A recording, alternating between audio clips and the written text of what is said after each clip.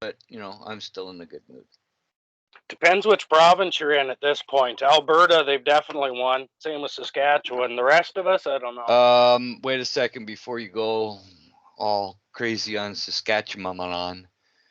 They're still going to require fucking passports, bro. I don't know. Scott Mose, from what I understand, was talking about scrapping them. Nope. From the latest information that I got, they're scrapping the mandates, all but the passport. Yeah, don't celebrate too yet. Don't They'll celebrate double too quick. down yet. No, I hear you. I mean, I don't think it's going to go too well. I think they're going to see more border blockades because that's really where we're hurting them. Yep.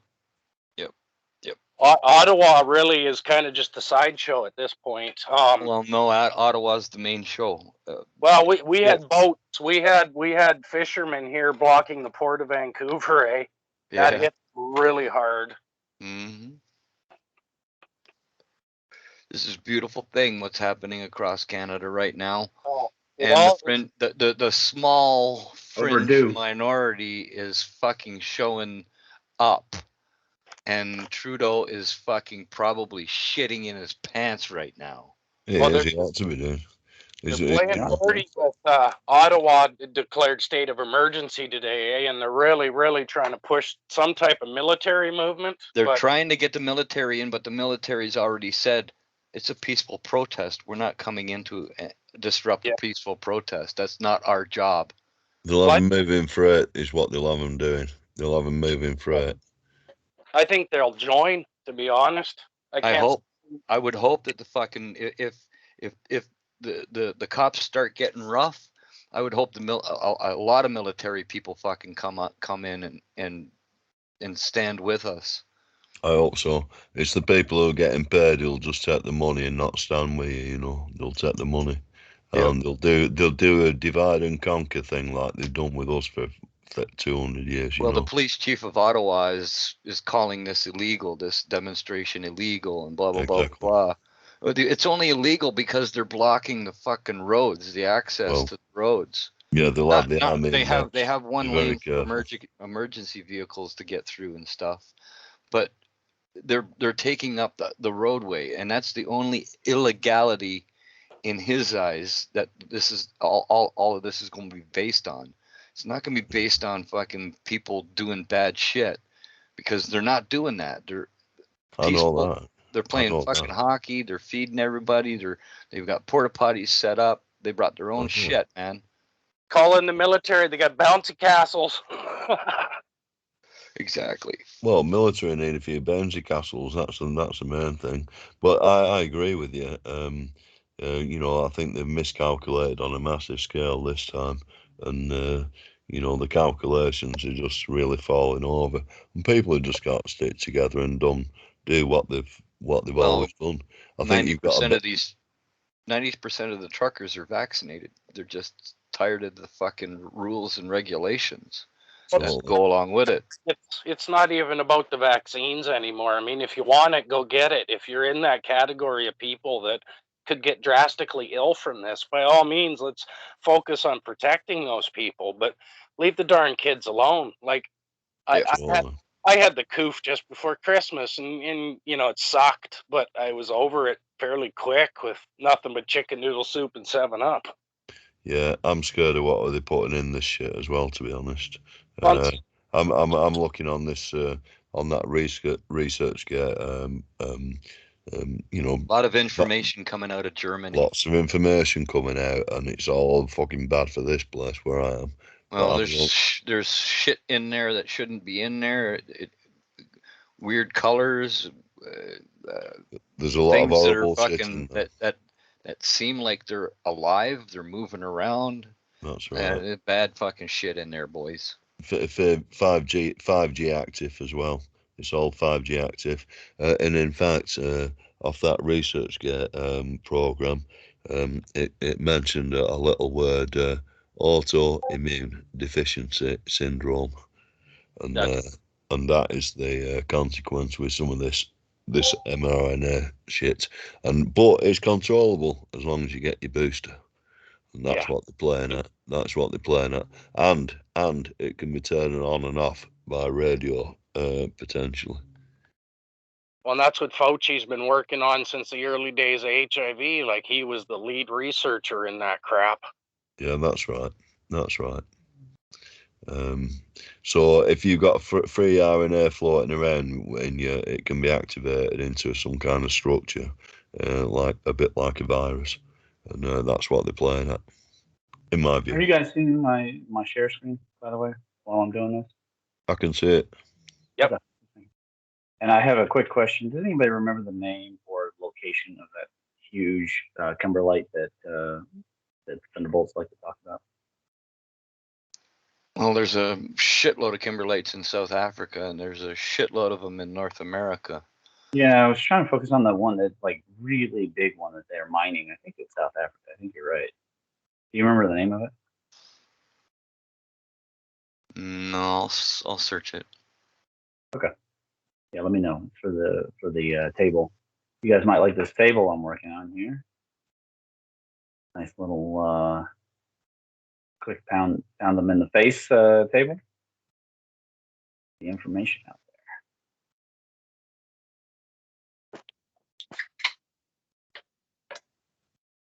there. So, what's cracking? What's up, people? Oh, not all. It would be the Kimberley mine. It's called the Kimberley Mine, South Africa. It would South be Africa, either that or hang on.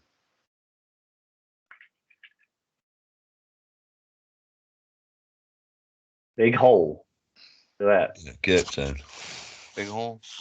There you go. Down that end. Northern Cape. All right.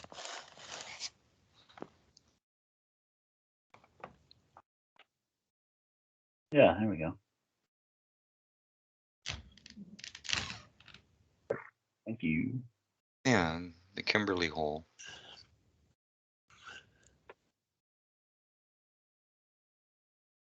Kimberley hole. No, they're calling it a big hole. It'll work.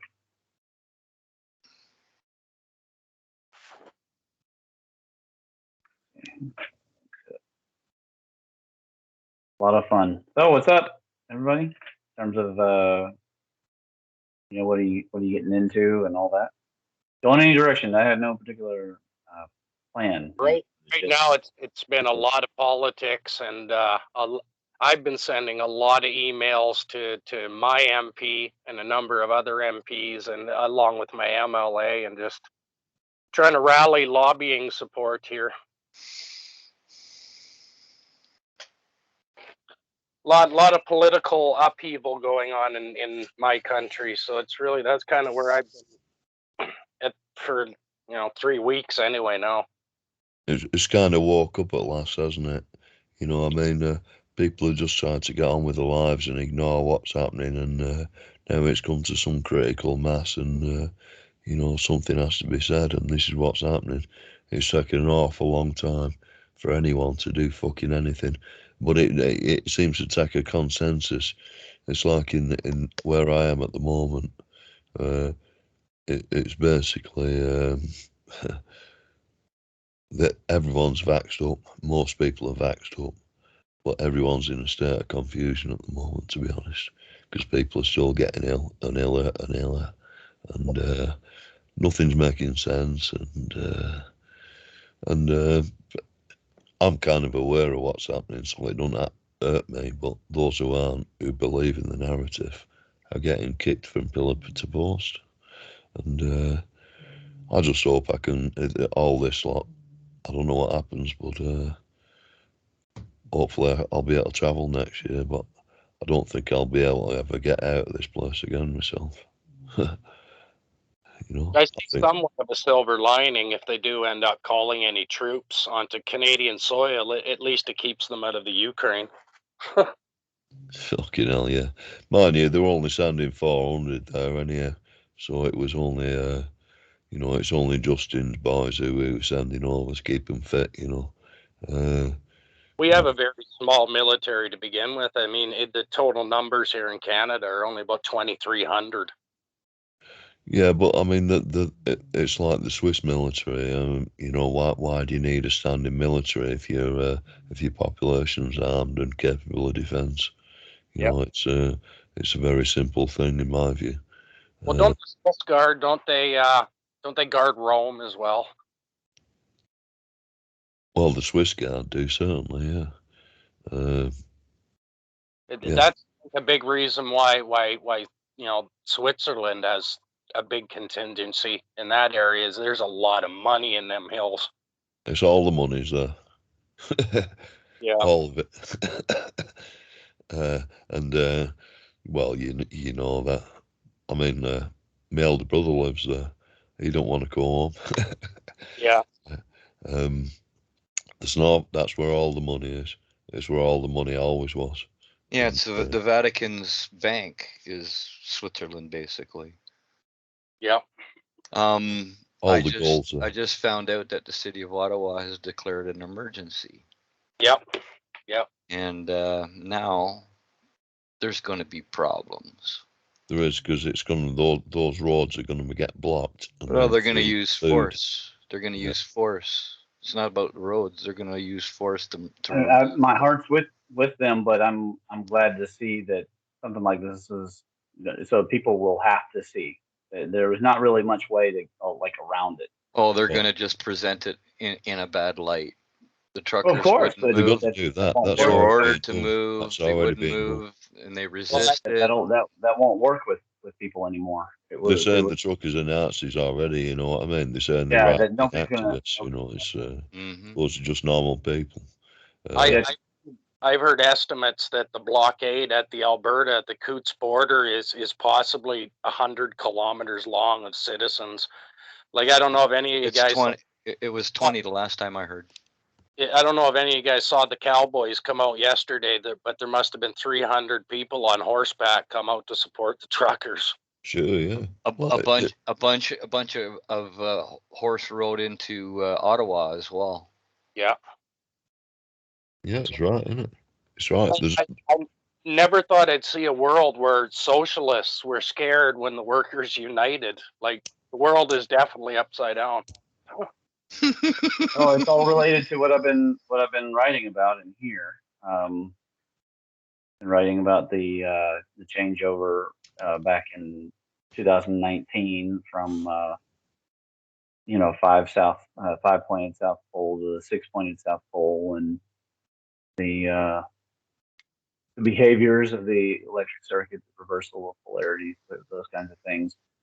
But I've been telling people the next etheric tsunami was going to be arriving here in February to March, and so here it comes. And this one's a big one, folks. I don't know. I'm thinking it's a 5-week long compression. I just don't know. I don't know. I mean, I'm hopeful my sister makes it. She's starting chemo this week, and she's dealing with absolute hell because my mother out there has got issues, and she's abusive verbally. So it's a hard time, and this compression was something that all of us really were talking about, not only me. And I wish I had easy news for people, but it's partly why we do this research, is to elucidate and help people understand the past and how it affects the future. I was teaching some people on the political forum all about this, and surprising them with things that they didn't know. I covered the magnetic anomalies and the gravity anomalies, and I mean, it's fascinating stuff, but the ramifications are huge, especially for people who don't know what any of it means. It's I would say it's a very scary kind of situation.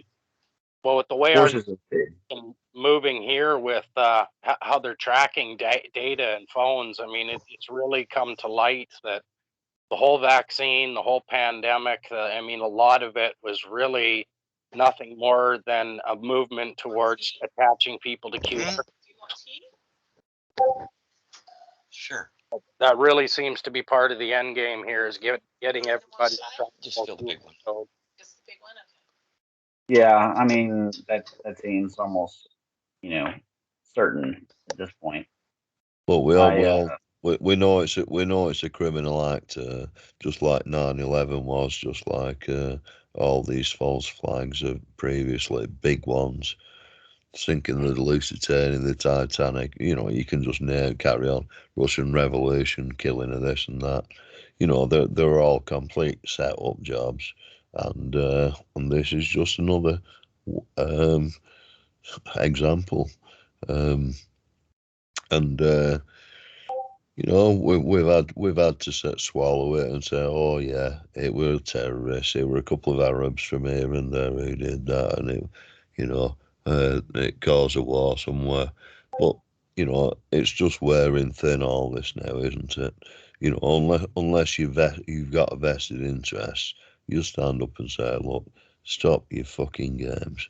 But people won't do, you see, because they know they'll lose the promotion if they were to ever do something like that. So none of them will. They'll wait for others to fall, and they'll carry on doing that until the pressure gets too bad for them. And that's on it. So it's not over yet. The GoFundMe really opened a lot of eyes here when the GoFundMe shut down the truckers' fundraising. Exactly. 9 million. Freely given money to them. You mean the company I like to call Go Fuck Itself now? Yeah, pretty much. I mean, they funded BLM. They funded BLM to get people to jail. Yeah. They funded all the Antifa crap. They funded Chaz in Portland, but the truckers are terrorists. Yeah. It's really messed. All that money will I hope this video goes over when to the GoFundMe corporate, and they can hear it. When the truckers are out of oil, they're fucked. When the truckers run out of oil, they're knackered. Unless they've got big stockpiles. We're running an underground railroad here in Canada once again. I mean, we literally have citizens bringing jerry cans into these guys. But now that the Ottawa mayor has declared a state of emergency, apparently even bringing jerry cans into the city of Ottawa is now a criminal offense. So we'll see. Exactly. You know what? The truckers' best move is to just lock their trucks and walk away. Lock the trucks, leave them exactly in the middle of what is it going to fucking do? They can't move all of them, in any reasonable amount of time. They'll get one tank and push them aside. And all the rest of the truckers need to start participating too. And that includes the United States. I heard Italy and Australia are starting to have caravans. There's a massive convoy on the move from Alaska, and they're moving to the BC border to shut that border down. And that's on the American side, and it's big. Yeah, well, that's just because people are polite. You just gotta stop being polite. Yeah. Just stop being polite. There's no reason to be polite anymore, and I would like to advocate for the listener to realize there's no reason to be polite with terrorists, tyrants, communists. There's no reason to be polite because these people are not polite back. They don't have any interest in being polite. So don't be polite. Be honest.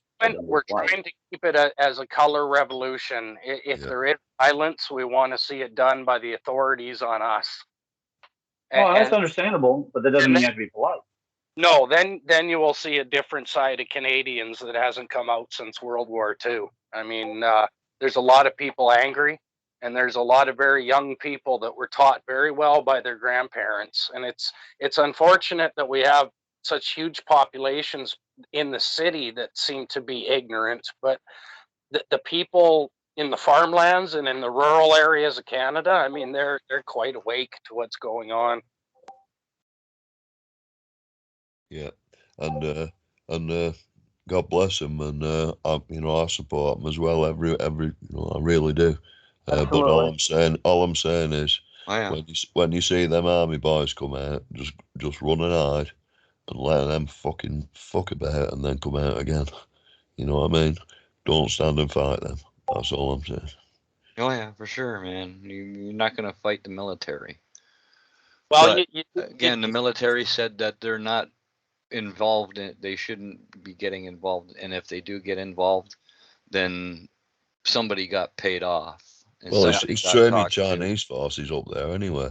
It's not a problem of the Canadian military. You can get a few muscle in from anywhere, can't he? 2,000 or 3,000, no problem. Or go and hammer a big swear through Canada. You know what I mean? Well, there's Chinese out west. There's a Chinese contingent out west, but they're here for training purposes. Well, that's what I mean. I wonder why. They're not about the. Well, they're. I don't know why Trudeau likes to train the fucking Chinese. It's just stupid in my books, but it's happening, and it is what it is. So you've got a few thousand of them up there with weapons. Oh yeah, he's a communist. He's a communist. That's why he's a communist. I mean, you guys, not you, but the Canadians elected a communist. Now they're going to pay for that, which is sad to say, but it's unfortunate. It has to be dealt with. Yeah. No, it's got to be said, and it needs to be brought to the light, right? More people need to see what's going on. Well, he's ruling. Nobody understands this, but he's ruling with 33% of the vote.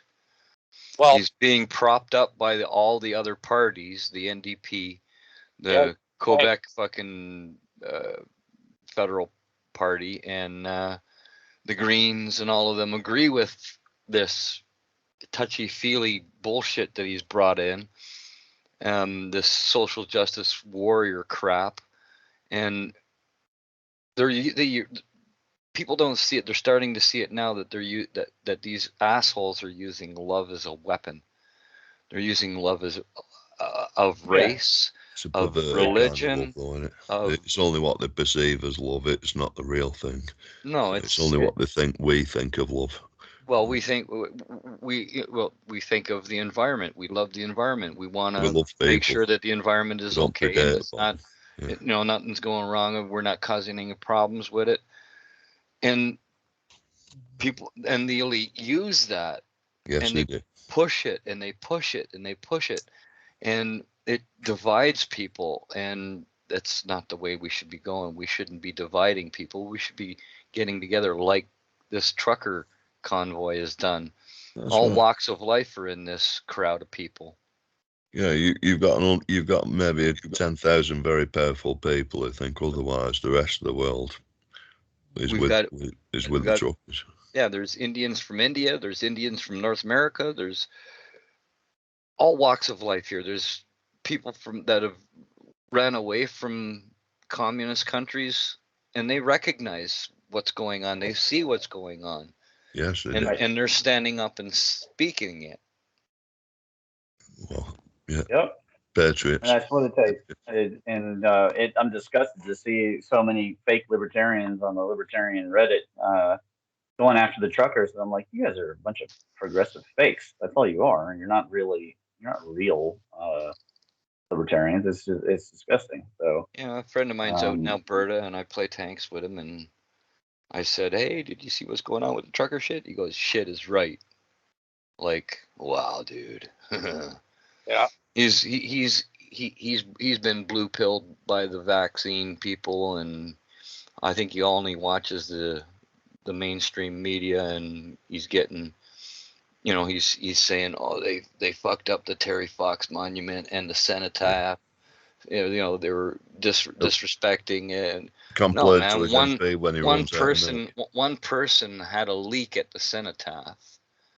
And since then nothing's happened. They've been shoveling the goddamn cenotaph clear of snow, and every goddamn parade, any kind of things are put on Terry Fox.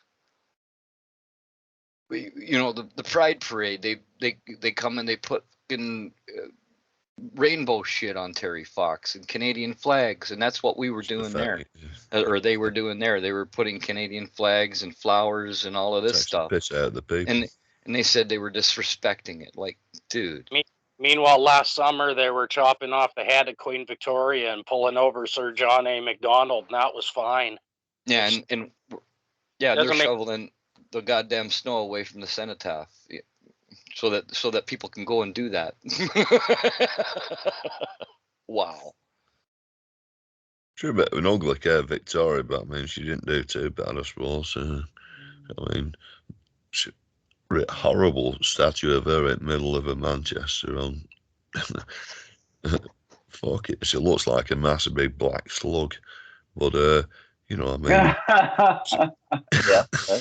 that's true. Well, I mean, it's come to light in this country that not only the Crown, but the Catholic Church, I mean, they literally, they murdered thousands of children. And I'm not for taking the statues down. Wait a second. There has not been one body found at that so-called burial site.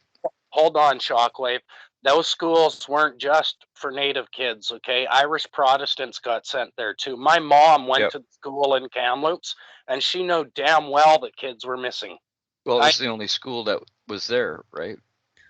For a time, yeah, until 1971, and then they were moved to a different school. But my mom attended that school. She went to elementary school there, and they knew damn well that Indian kids were going missing. I've heard the stories my entire life, and I knew one day they'd find these kids. And some of them ran away, and obviously a lot of them probably perished in the bushes and stuff. Thing is, they were doing that all trying across to run Northern away Ireland, from weren't they? You know, pulled away from their families and stuff. So it happened in Canada, though. This happened in Ireland too. They did the same thing to the Irish kids. The Catholics. The Pope had to he made an apology in 2018 to the Irish people, right? It's no different. They did the same thing here, and we got the racial boundaries because they did it to everybody as empire crept across the world. I mean, this is they destroyed the kids, they took away all their heritage, and then they used the Irish as an example. They used the Irish to invade North America. Irish people killed more Native people than anyone else because they were the last people conquered. So they're the next foot soldiers. I mean, this is how the entire empire has marched across the world. Well, it were as simple as this. Well, the British Empire, in Ireland, really. If you wanted to survive, you had to get on that boat, and if you got on that boat, you had to climb up the mast, and if you made it to the States, then you're alive for another day, and that's what it was. That's what it was with people, and so whatever they went and did, wherever they did it, someone was paying them to do it. Yeah. And it's still in places around. Hasn't ended. No, it doesn't. I'm watching a video of I'm watching a video of the Ottawa police putting snow into a barrel that's obviously they were using it for warmth. And it's starting, boys and girls. They're starting to do things that people aren't gonna like. Well, no, did you see the concrete today?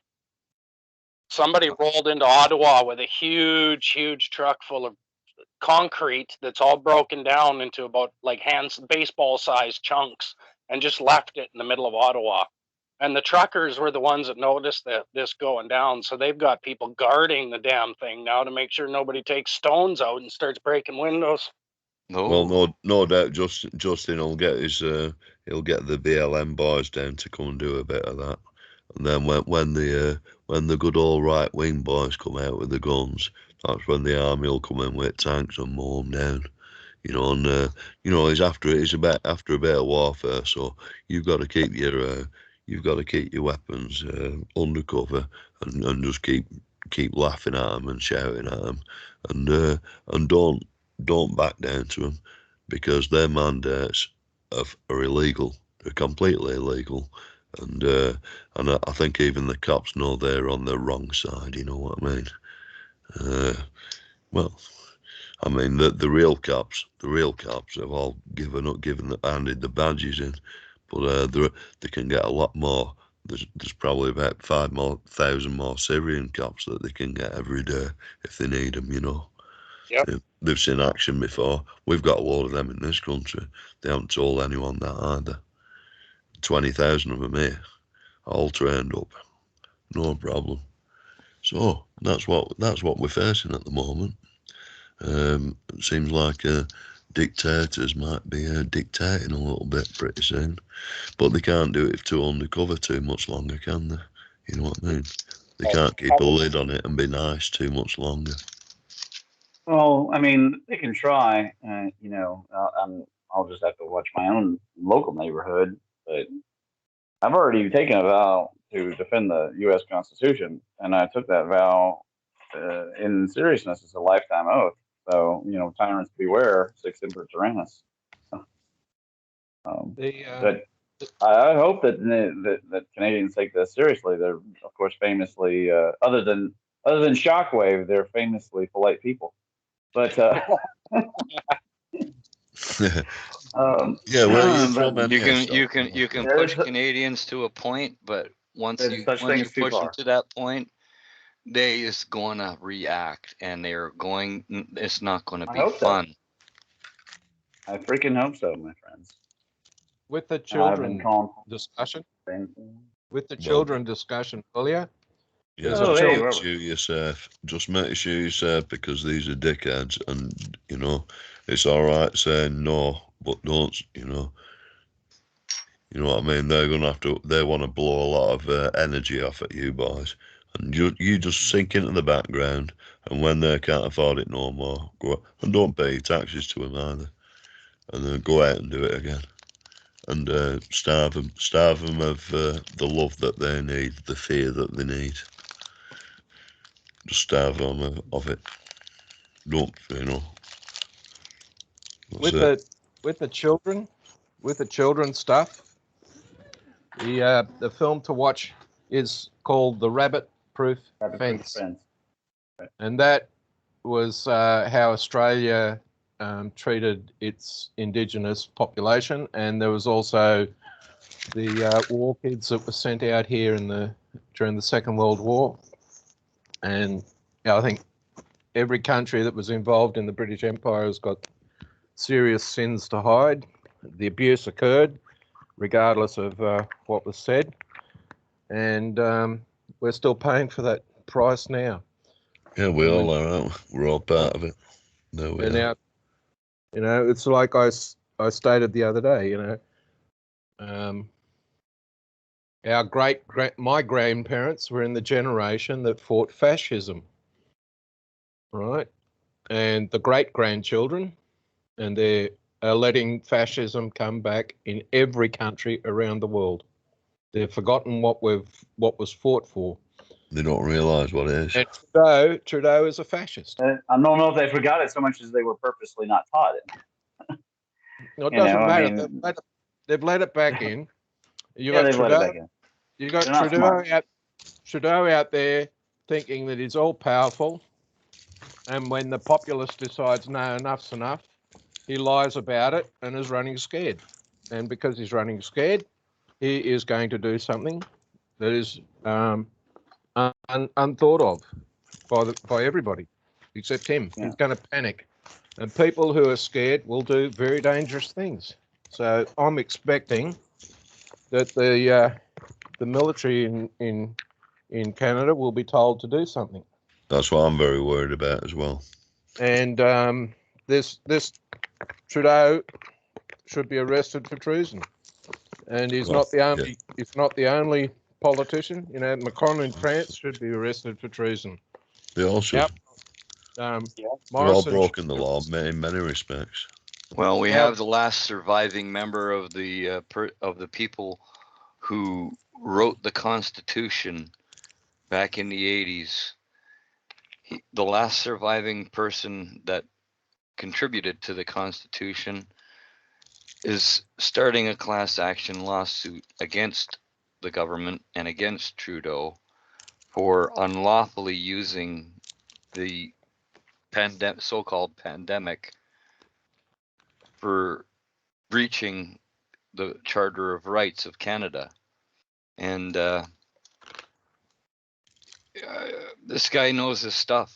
He helped write the goddamn charter. Yeah, and this is going to be big because even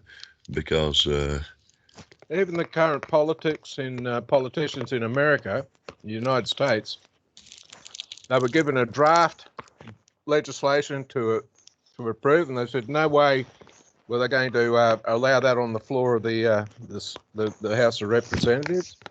And that legislation was a word-for-word copy of the American Bill of Rights. So you asked me, what the hell who are our politicians working for? China. They're not working for their oath to the Constitution and to the interests of the citizenry. They're working for the banksters. They're working for the people that own stuff. The banksters, bro. The banksters. That's it. It's not just the banksters. Thank you. It's the 0.001% of who own 92% of everything. Let's just call it what it is. New World Order. I mean, that's what they call it. They own the banks too, bro. Yeah, that's what they call it. That's the words that they actually use. And this has been going since just after the Second World War, when they decided that then, when the population was only 2 billion, that 500 million was enough people. And they've been doing everything they can do to gain control of everything. People do not know their history. By the way, buddy, this is Robert. This is Robert Ashcroft.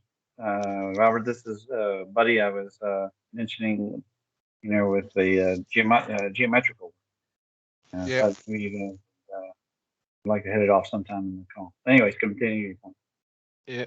So we've forgotten our history. In 1933, a country got taken over by a bunch of criminals who decided that if you weren't in the We Like You club, we were going to deny you the right to work.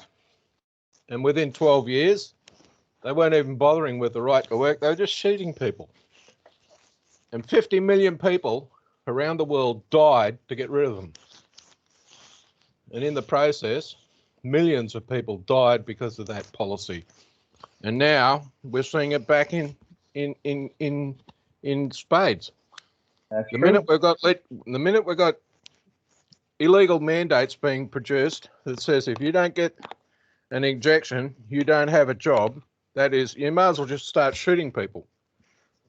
And the Old Testament, to steal was murder, because you denied the right of persons to actually have food. Which is why theft. Speaking of food, are you eating? Yeah, I just had breakfast. Just had breakfast. So anyway, so the issue we have here now today in this world is we've got politicians who are using dubious legislation at the best, mostly health legislation, to dictate their little solutions to a problem that's not real. Right? That if you have gone and got yourself the vaccine because you're scared that you might get sick, it does not change the death outcome. It does not change the fact that you will continue to get infections. And there was a claim on the Australian media that a third of the people in hospital with COVID were there unvaccinated. And that means that 2/3 of the people who were there had vaccines and still got the disease bad enough to be put in hospital. And your death rates are the same regardless. And people are not paying attention to the truth. And why am I having so much trouble finding the article that says that the Earth's frequency has been nearly double the Schumann resonance? Where was that stored at? Or does anybody remember the title?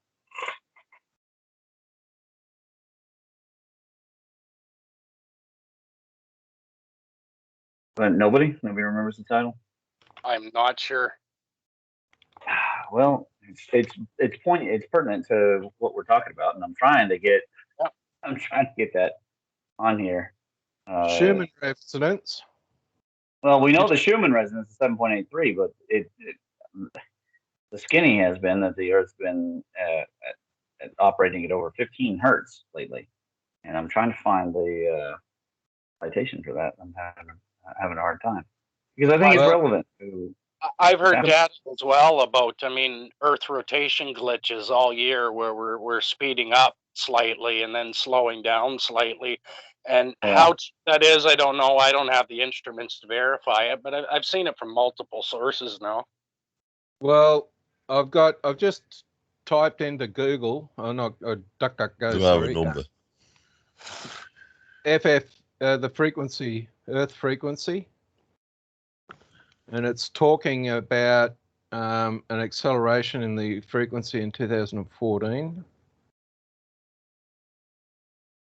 I believe there are a number of Schumann frequencies, but the lowest being about 783. I've heard that's gone up to 25, 30. But remember, if you double 783, you get 15.1. Yes, 15, exactly. And 1566 is a harmonic. So exactly. And these harmonics are happening. Now, but yeah, the bass one's 783. Yeah. Yeah. It's called the Schumann experiment. So if the bass, the only way you'll get the 15.1 resonating is like in electronics, you're getting an antenna response that tunes to the harmonic. Yeah. In music, it would be like moving up an octave. Yeah. So you're also talking about the Platonic, or is it Plato or Aristotle's music scale starting at 432 hertz? Mm-hmm. That'll be Plato, and there is something to that as well. As a result of the French Revolution in the 1770s, 80s, the French introduced the metric music 440 hertz, yeah. It's starting at 440. So there is a natural dissonance happens there, you see, because certain materials don't vibrate as they're expected to with the correct music. So you're getting stuff there that is deliberately again going against the natural order. Yes, in my view, yeah. So which brings me to the geometry stuff. You know, the stuff that you guys were talking about on where it was just Ramon and buddy, about the geometry stuff. The visions that he was having reminded me, when I was listening to it, of the same thing I saw when I closed my eyes, which was circles and triangles and tetrahedrons. So geometry and resonance are very, very important. And I'm going to come back to something that people are going to bite into, but I just want you to listen first before you start responding. Well, before you go, let me tell the viewers that on the gateway, if they type in buddy or geometric view, they'll get all sorts of beautiful content to watch. They're embeds from the Geometric Views channel, and they should go and subscribe there. So here's an example, a beautiful example of the geometries right in front of us. So yeah, go ahead. Thank you. Buy some good art. I appreciate it's not that it's right not there. Just Looking at it's not just art, guys. This is very important to understand. It's construction of our universe requires harmonics and geometry, as well as a material object I call the seed particle, or chargino, which is the fractal basis of everything. So in fractal geometry, you have a seed, which is called the generator, and you had a set of rules, which is about the construction. And the seed has all the characteristics we will see at all scale in it. In other words, if there's a characteristic called electrical charge, it will be in the seed. The same for magnetic charge. The same for everything, life. I think you should preface what you're saying with you believe this. I mean, we haven't experimentally validated. We have a universe. We have a universe that we can look at, and we can see there's fractal construction. Yeah, right? It's computational science, certainly. I'm just going to say that is simple fact. You know, if people want to debate about whether it's real or not, can go out and look at trees and tell me it's not a fractal, or the human body, and say that we don't see fractal geometry in our construction, where we've got the phi ratio, the golden ratio built in our limbs and everything, right? So this is I'm not going to say this is a speculation or a theory on my thing. It's observed fact, right? Fractal is definitely a fact. So the universe is fractal structure. And one of the necessary requirements of a universe is the characteristics we see at all scale is in the actual generator. So if we're going to say there's a property called electricity, it is a property of the seed. If we're going to say there's a property called magnetism, it's a property of the seed. And when I go and construct everything, I will inherit that structure and that characteristic through all scale. It'll be there everywhere. I like it. Look, can I just ask you a question? Have you seen any of Wolfram's computational universe? It's pretty fantastic, really. Yeah, I'm aware of it, but I haven't really put the effort into it that I need to, because there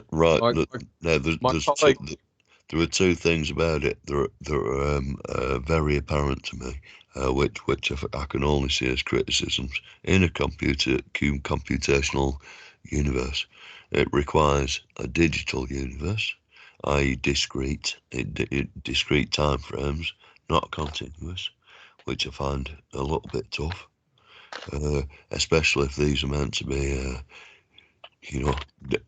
different discrete time frames. So that is the first problem with the computational universe. Yeah, the issue you got there is that the Mathematica is for a digital environment. But one of the things that this is an observation that I'm going to make again. We keep seeing that the universe carries a three-state environment, and it's a polarity result. So you got positive and negative, and between the two is a state we call neutral, which is not exactly a real state like positive and negative, but it's the cancellation. It'd be better if it was called balance. Yeah. So the balance condition between these two extremes gives you a three-state environment. But because you've got a polarity, you get a binary state environment. So what we see in the universe is we see a binary and a trinary state arrangement overlaid on each other. And that is fundamental to construction. And prime numbers, to my thinking, and this is where I do get into speculation, I'm going to make a prediction about it, is that prime numbers are critical to stable construction. And if what makes up something is not actually a prime number, that structure will be unstable. So a neutron, when it's free of an atom, as an electron, proton, and an electron's mass worth of photons, that thing is unstable. And the reason is it's not a prime number. It's usually an even number, and it will break down.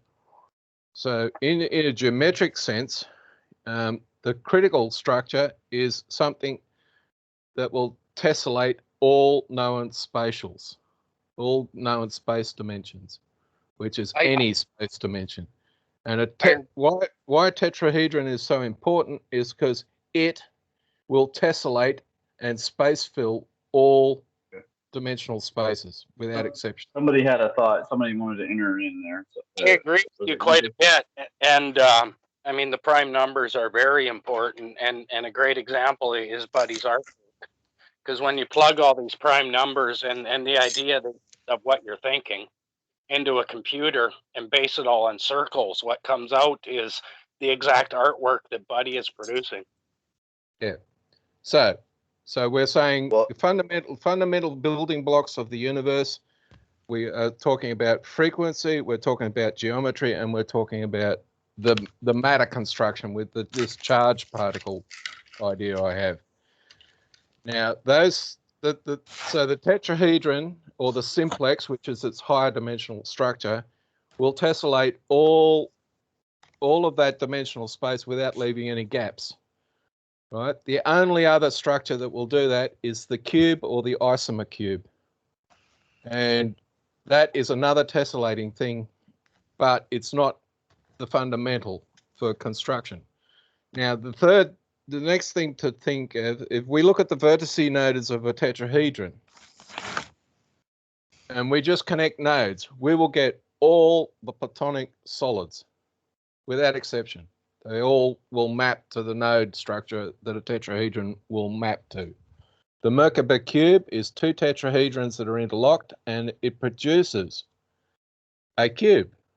So a tetrahedron, from a vertice point of view, will produce, if there's two interlocked, will produce the cube. So one relates directly to the other. If I turn the tetrahedron inside out, so I pull its centroid outside of itself, I will get a spherical toroid, which is also what's an egg structure. And Schwarberger described the egg as the inverted helix. So this geometry is interrelated. So if I can get a structure and fully turn itself inside out, it's critical in biology because the cell structure wall is the turned out it's the inside out version of what's inside the cell. So the things can swap between a inside out structure versus its constructed structure. So, which is one of the reasons why you get this arrangement in the light photon, where you see the magnetic and electric field structure go from a maximum positive to a maximum negative. And the reason why I think it occurs is because there's two structures involved. One is a positive, one is it's inverted, and they're both rotating through this inversion process from in one direction. So both sides of this structure are going from in the same direction in terms of inversion. One half of that structure is positive, the other half of that structure is inverted. And as the inverted one turns into the positive and the positive turns into the inverted, you'll get this wave function where you go through the positive and then the negative maximums of that transmission. So it allows a photon to cycle without disappearing, according to the third equation of Maxwell's formula. A lot of describing is stuff that Walter Russell and Buddy James right now. I mean, a lot of their work is, you really need to take a look at it, sir, because it's it's eye-opening, because what you're describing mathematically is what he is drawing physically. I agree, yeah. And what Walter Russell, he explained this philosophically very, very well. Yeah. Well, Schwarberger got that element correct. Some of his hold on 1 second. So now that we've talked about Buddy, now that we've talked about Buddy, let's let Buddy talk. Let's let Buddy respond. Yeah, if I could respond just for a brief minute here, I appreciate you guys talking about my work in the light that you guys are highlighting it. But I also want to go back to what Robert was talking about with the prime numbers. And actually, what's really, really interesting is it's not just the prime numbers, it's the odd numbers. Every odd number is the beginning cycle of a Birkeland current. You cannot start a Birkeland current from an even number. An even number is always nested inside of an odd number of a Birkeland current. So if there's any even numbers in the spectrum, and as far as spectra goes, they're nested cylindrically inside of an outside container, which would be the surface tension, if you will. The outside first beginning, the alpha is always a number, and then sequentially, all other numbers nest within those tubes, and all of the numbers happen to be odd numbers as well, except for 2. Yeah. So the issue is, even when you look at Anthony Pratt's stuff on his 56 points on, or 54 points on the perimeter, where you get those discharge points or focuses, divide by, if it's 56, you divide by 2, you get 23. 23 is a prime number. So the starting points for these sequences are always a prime number. An odd number may or may not be prime, but when it comes to structure, the prime number is critical, which is one of the reasons why I wanted to extend the definition of prime number to number sets beyond counting. So so I'll just refresh this because it's been covered in a previous video, or a recording. The first prime number set is defined there were a number of definitions, but if you look at Wikipedia, it says a prime number has as factors the number 1 and the number we claim to be prime, and there are no other factors. Now, this is very important because it gives you a clean definition for a prime number. Now, the Wikipedia says that the numbers 1 and 0 are not prime numbers, but I've mandated those as prime numbers for dimensional reasons. So for the integer number set, which is all the positive whole numbers and their negated versions, including the number 0, those numbers are always determined by that rule. One of the factors has to be the number 1, and the other factor has to be the number we want to claim as prime. So you can get negative prime numbers as well as positive prime numbers. And this will become important from a dimensional point of view. 100% that in 0 are prime numbers as well, because actually 2 is wrapped up inside of the prime number, and 1 is wrapped up inside the prime number of 0. So it's like the beginning. Actually, it's the womb. It's really the womb, or the umbilical start, or seed, like fractal seed, like you're talking about. Yeah. So getting back to why am I including 0 as a prime number? I need that from a dimensional point of view. Now, I'm claiming that in mathematics, the only valid use of the result 0 is when I get a number and take away from it, it's that number. So a minus a equals 0 is the only valid use of that of the number 0 in a mathematical equation. Anything else is just straight up illegal. So when we say, what are the factors of 0? Yes, we can multiply any number by 0 and still get 0, but we're going to constrain it, and we're going to say the only real, because I can't find what 2 numbers will give me the result 0, because it's just, that is an impossible thing to work out. So I'm just going to mandate. I got news for you. You would be very frustrated in electrical engineering school. Yeah, well, I don't care about electrical engineering school because their mathematics basis is wonky to begin with, for just reasons. You know, you would hate this, correct, Delta? Yeah, well, you know, they can live with it. I don't care. So the number 0, I'm going to declare prime, and I'm going to say its only valid function is to find a position that is achieved by taking a number away from itself, and that's the only valid thing. You're not allowed to divide by 0. You're not allowed to multiply by 0. You're not allowed to divide. You're not allowed to the 0 through to the number. I think that's crazy. They're all pointless experiences. You don't play that game. Right. Now, that's completely nuts. The prime root number. But what's weird is, as much as you might think it's own, I actually follow what he's saying, and I concur. Actually, according to the geometry that I'm working on, I haven't had a way to express about other than hearing what he's talking about.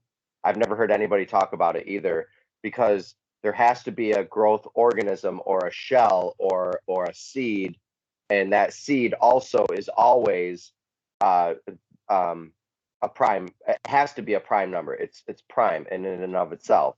Yeah, but the discussion is 1 and 0, and one is the measurement by which all the other numbers are measured. You can't multiply it is by all 0. their measurements. Anyway, 0 guys, is a negation of anything, so therefore that isn't even a number either. So you can forget 0 and 1 being a prime number. No, that's why you've got to measure the prime number by 1. There's geometric reasons for saying that the numbers 0, 1, and -1 have to be prime numbers, and I'll get to that later down the track. But I'm demandating them. I'm determining them by fiat.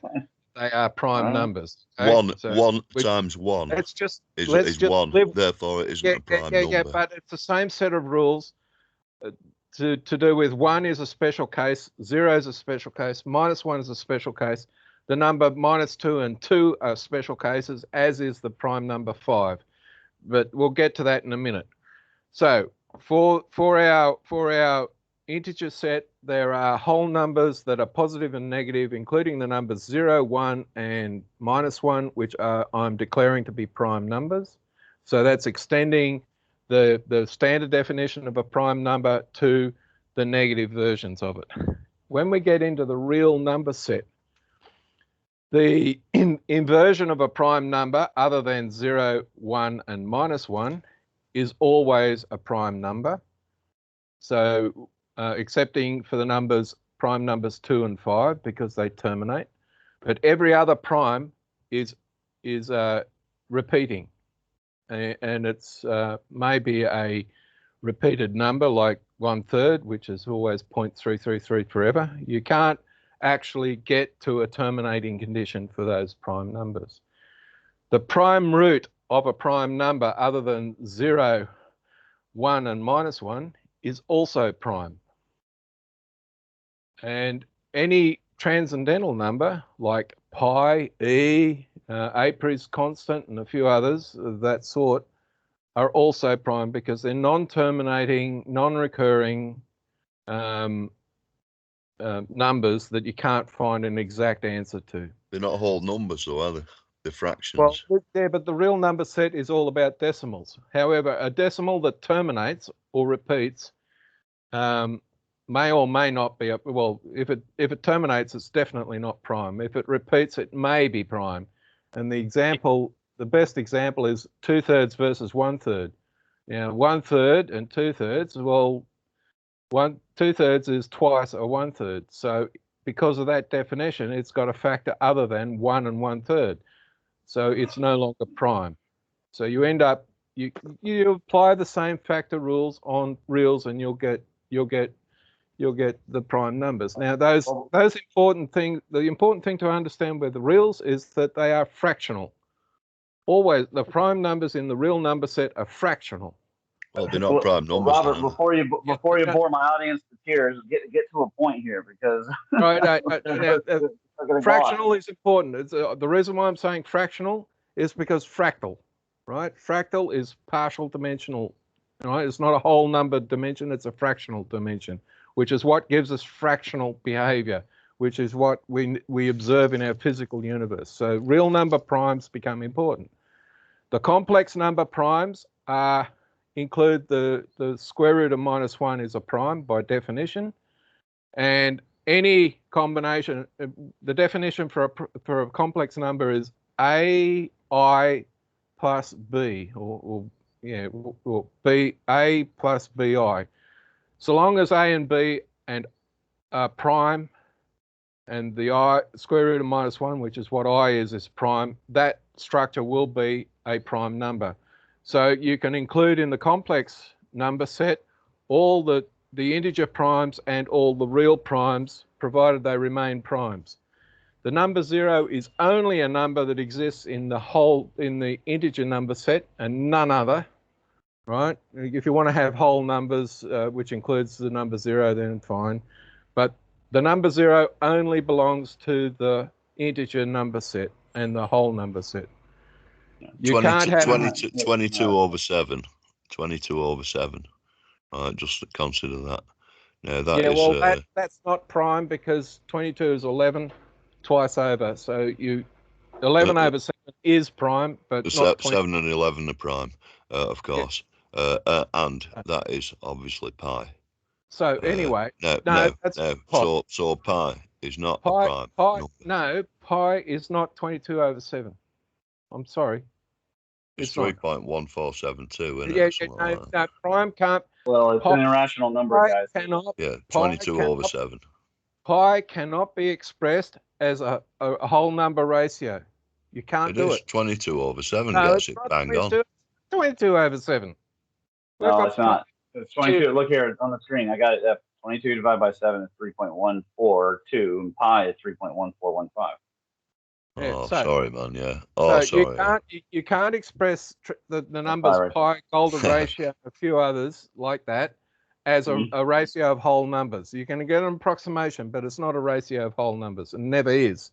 So a ratio of prime numbers, it could be, couldn't it? That's why they're called irrational. They never repeat.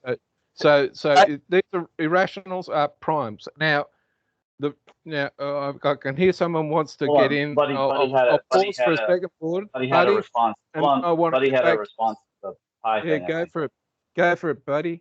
Or is it Jason? I think it must be Jason. Well, I was actually going to point out once again what Buddy draws, because like in radio frequency, when we're dealing with waves and sending them through space, your prime number is your node, and your even number, your average everyday number, is your anti-node. And even with Buddy, I've heard him talk about bubble sculpting, but that's the pressure at the prime number that kind of squishes it down to what it is. So it isn't 22/7, because it's touching the next bubble.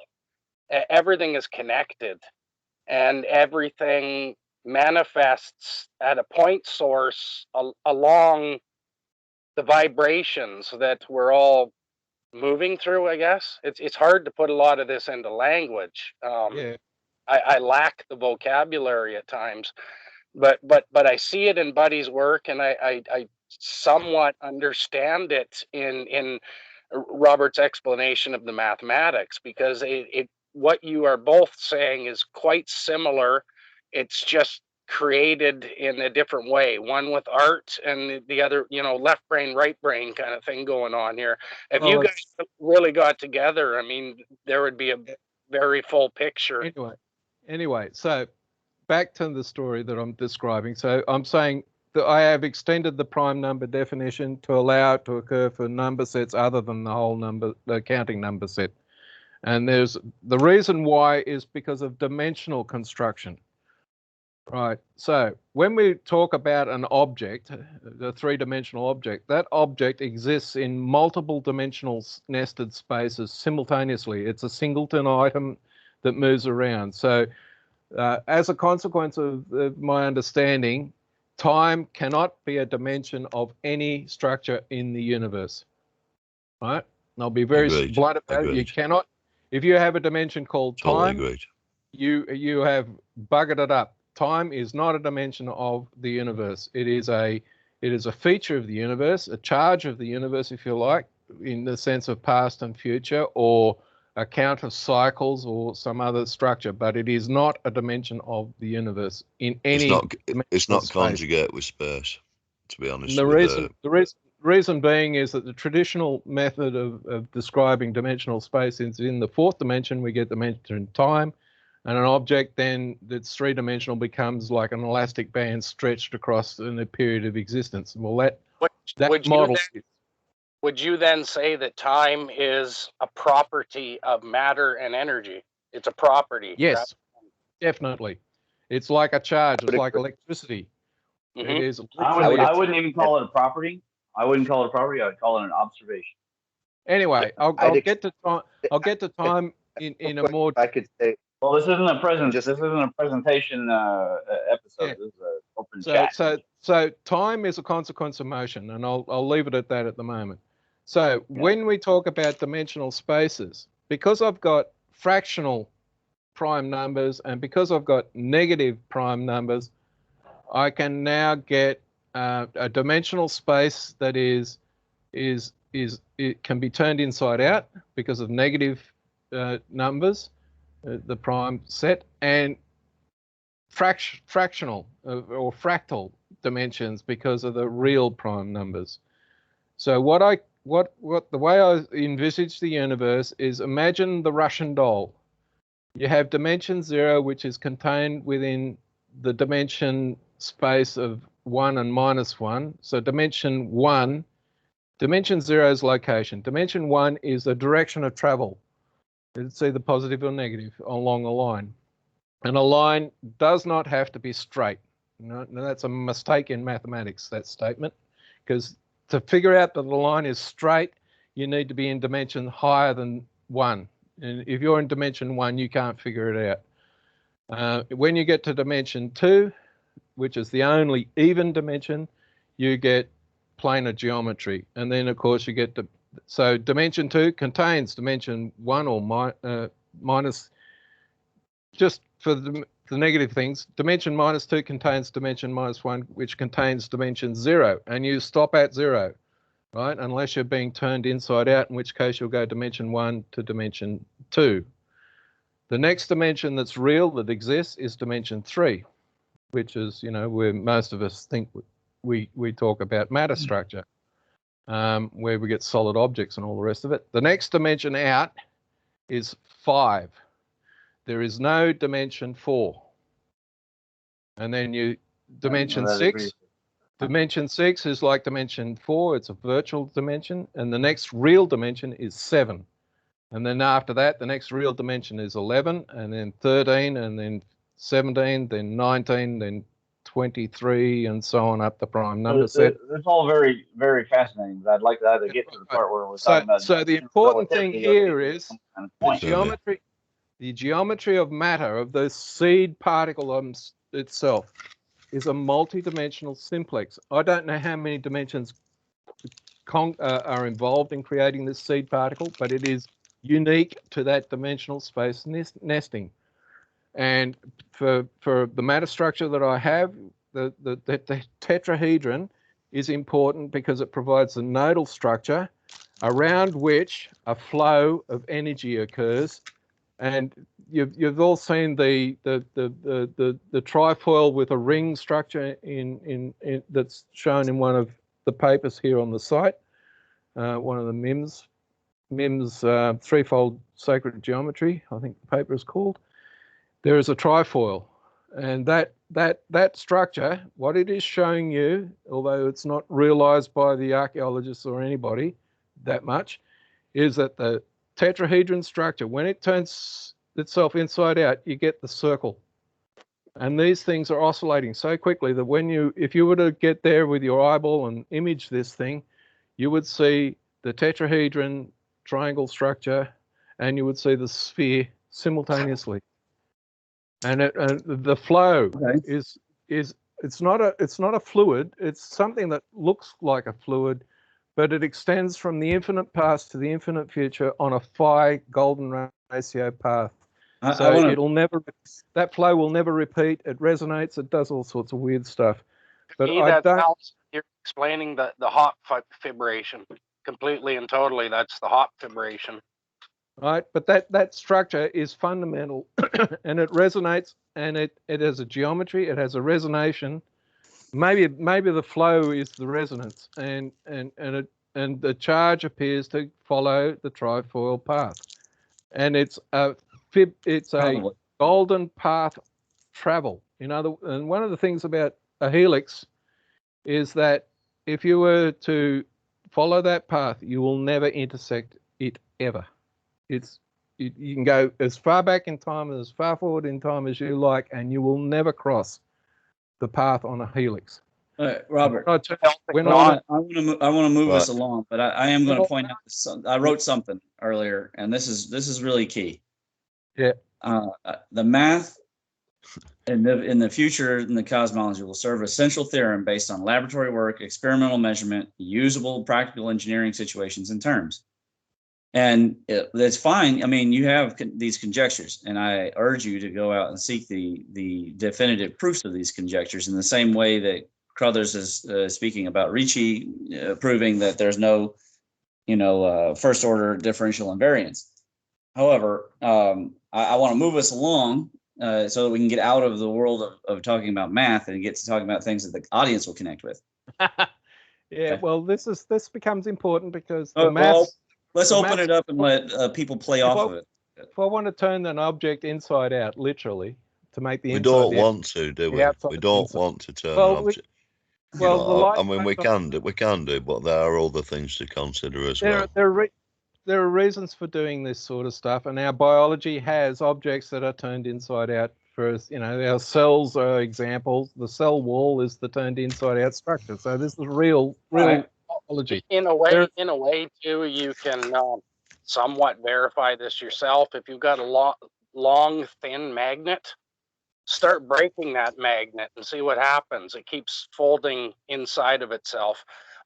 Bismuth is a good example too. When you heat up bismuth and make bismuth crystals, it cools and forms inside out of itself. You won't believe this, but my kids did they did the bismuth melting experiment Friday. That's awesome. It is. Because I mean, you can touch a little bit with what Dollard and Ken Wheeler and how they speak and what they're talking about. I mean, it almost seems like everything wants to fold itself counterspatially. Yeah, there is a mechanism that is real in the universe where objects will, without too much prodding, allow themselves to be turned inside out, and this is very important, I think, in the way things work. So, definitely, this is a big, I think, misunderstanding into what we're calling black holes. And well, black holes. On the flip side of that, I mean, we're struggling with the plasmoids too. I mean, they really seem to work out, but there's something missing about them, and the folding itself inside out seems to be a good line of thought to make it all work. It is. You need it, because with a plasma we get this polarity and three-state solution. So you get a binary and triple state overlapped on each other. Your DNA is a binary environment on a trinary encoding scheme. So it expresses binary and trinary inside the genes in the DNA itself. And what's really interesting is 3 times 2 is 6, and that's critical in the speculation that I talk about dimensional spaces. So when we talk about antimatter reactions with matter reactions, what's important to understand is that the construction of the matter and its antiparticle have to be identical in order for that matter to be completely dissolved, in the sense that there's no residual signal left. So if I got an electron and I got its anti-structure electron and I put the two together, they would both disappear. And what if I could measure it, what I would see is I would see the aether respond. I would not detect any electromagnetic radiation. There would be no photons. As a result, they just look like they'd vanished. And what happens? Those two structures would completely break apart and turn back into their seed particles and disappear effectively. Does this sort of idea and train of thought, I mean, does this extend to possibly Walt Thorhill's idea of electric gravity? And really a better way to question would be that all matter itself is attempting to fold itself inside out. And as we're part of the Earth, I mean, if the Earth is attempting to fold itself inside out just inherently, would that not create a gradual falling motion across the globe, right? I mean, as I've said before, it's a good train of thought, definitely, because there's a lot of correlations that can be made here. As I pointed out a little earlier ago, that when I get my tetrahedron simplex and I turn itself inside out, I get a spherical toroid. What's the Earth? The Earth is a spherical toroid. So yes, the Earth could be, from one point of view, turned inside out simplex. And if that was the case, then we have the evidence. We just haven't recognized it, that's all. But anyway, so there's a whole bunch of geometries that are talked about by Nassim Haram and others that talk about, the Merkaba cube sitting inside the spheroid, and it touches the surface of the Earth and creates these 8 hotspots around the planet, and you get the dodecahedron touching those spots, and you get 12 nasty vortices, evil vortices, as it's described in some things. So all these structures interrelate to each other because the nodes correlate with the simplex nodes, which is all well and good. That's great, fantastic. So these geometries are important. The thing that I'm not, when I talk about the structure, is that I've had a long ongoing debate, and this has been what, 7-8 years now into the story that I've been trying to figure out. And it is to do with gravity. I'm not sure that gravity isn't a residual charge cancellation effect, or it's a real charge. I'm not sure. So what we do is, if we get electric positive and negative together, because there's a distance involved, even if the value of negative and positive charge was exactly equal, which it isn't, you cannot overlay these things because there's always a distance between the positive and the negative charge carrier. So you can't cancel exactly a negative charge with a positive charge. And in fact, if I get two negative charges that are exactly constructionally the same, and I counter-rotate them, they will cancel their fields. But the thing is, it'll go from a maximum 1/3 to a minimum 1/3 through 0. And it oscillates from -1/3 to 0 to 1/3 as these two things rotate in the opposite direction to each other. But because they are a distance apart from each other, you cannot exactly ever cancel out the charge. It will always be, there's a tiny difference between the two. So you always, so you can never exactly reach this totally balanced environment. And if you try to force it, if you try to force a zero balance, zero charge balance, you will get an explosion because it takes energy to maintain that artificial condition. And eventually you are going to absorb into these structures that you're trying to rotate exactly at the same opposite speeds to each other. They will absorb so much energy or so much charge, ether charge structure, that they will just explode. So really, I think you've just... You reach a discordance condition, and the thing is no longer able to maintain its structure. Well, you've really on Birkeland currents, and I mean that null point, or the attempt to go to null, is the Z pinch. I mean, and yes. This is why we see stars on a string and across the filaments. I mean, there is two counter-rotating Birkeland currents coming into each pole of the sun, and they are trying to nullify themselves, but they can't. There's discharge. So they absorb the aether. They absorb the aether until they get the discordance connection, and then you get a bang. Now, the thing to understand about the structure, seed structure, is it has at both times in its constructional behavior a concordance, which promotes stability, and a disconcordance, which promotes destruction. And these two things exist within a range. And as I can get to an extreme edge of that range, and when I exceed it, it will just simply give up. It no longer able to maintain its structural integrity, and it just simply falls apart, usually with a massive release of energy. So pulsars are probably a good example of that. And I mean, this is probably how we get to types of supernovas, is the exact event you're talking about. Yeah. So when we talk about a particle in an accelerator, so let's get our electron, and as Wal described it, we're going to whiz it around our accelerator around CERN at light speed, if we're going to try and do that. The problem we need to understand is like getting a soap bubble and trying to accelerate it to a phenomenal speed. And we're saying we're going to get it up close to 3 by 10 to the 8 meters per second motion.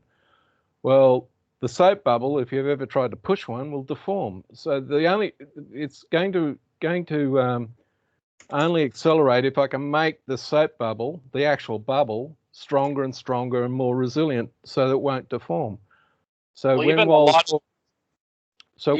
of those particle accelerators, and especially CERN, I really wonder about CERN. And I don't mean to get off on the loop here, but like I worked in telecommunications for well over 12 years. I've built all kinds of antennas. I've done some crazy stuff. And I tell you one thing, CERN is a UHF antenna. It's a giant UHF antenna. And what exactly they're doing with that darn thing, I don't know. But I mean, UHF antennas don't smash particles into each other. They communicate. They communicate with a wide variety of devices. And yeah, I believe they're using it as an interferometer. There are 3 or 4 set up across the world, and they're trying to gauge what they call the graviton particle. I want to get so they can find vibrations in every dimension. They could be smashing particles, and it happens. So I have a weird theory that we, in our zeal and zest for the electromagnetic force, we really don't know the ramifications of the use of it, that we could be communicating across different dimensions. Could be all sorts of ramifications. So they could be smashing and also making a mistake in communicating. We could be looking like a bunch of flickering idiots, according to some other dimension being. Let's just focus on CERN being a particle accelerator. Yes, it can behave like an antenna. I've got no problems with that idea either. But at the moment, we're just talking about getting an electron, a soap bubble, and we're going to try and zip it around a string at a high speed.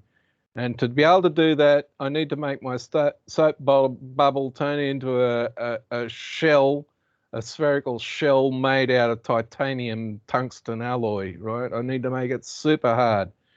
So as I start to accelerate this electron around, the electron's structure says, I'm being deformed and I don't like being deformed. So I'll absorb more of the aether structure around me to make myself rigid and become more and more rigid. And this is a concordance, the structure that's promoting stability. So it's a concordance absorption. Well, what you're actually describing is what we call squelch. And really the best way to describe it is you're flattening the curve. As you put that wave down, it accelerates until it's nothing but a I just want to get away from the antennas and waves and all the rest of it and explain what's actually happening to the electron itself. That's we can. But how would you know? How would you know if you haven't been there to sample the experimental evidence? Can we just stop distracting at the moment, right? Let's describe. No.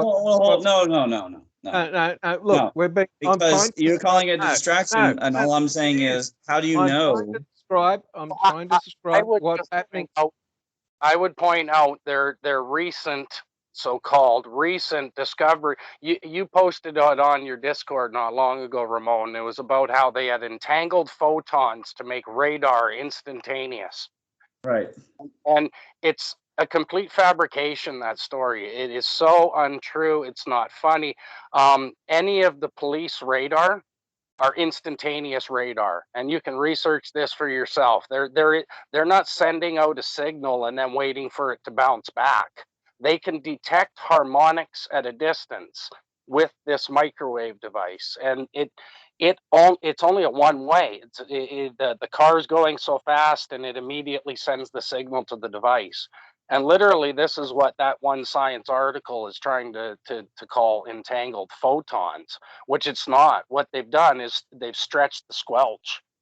And it's hard to understand unless you understand electrical engineering or radio frequency, because they've literally flattened the curve of the waveform and pushed it out to infinity, so it's always present. And it's the same idea as having a string out, and the moment there's a fly or something lands on that string, I mean, at the detector immediately.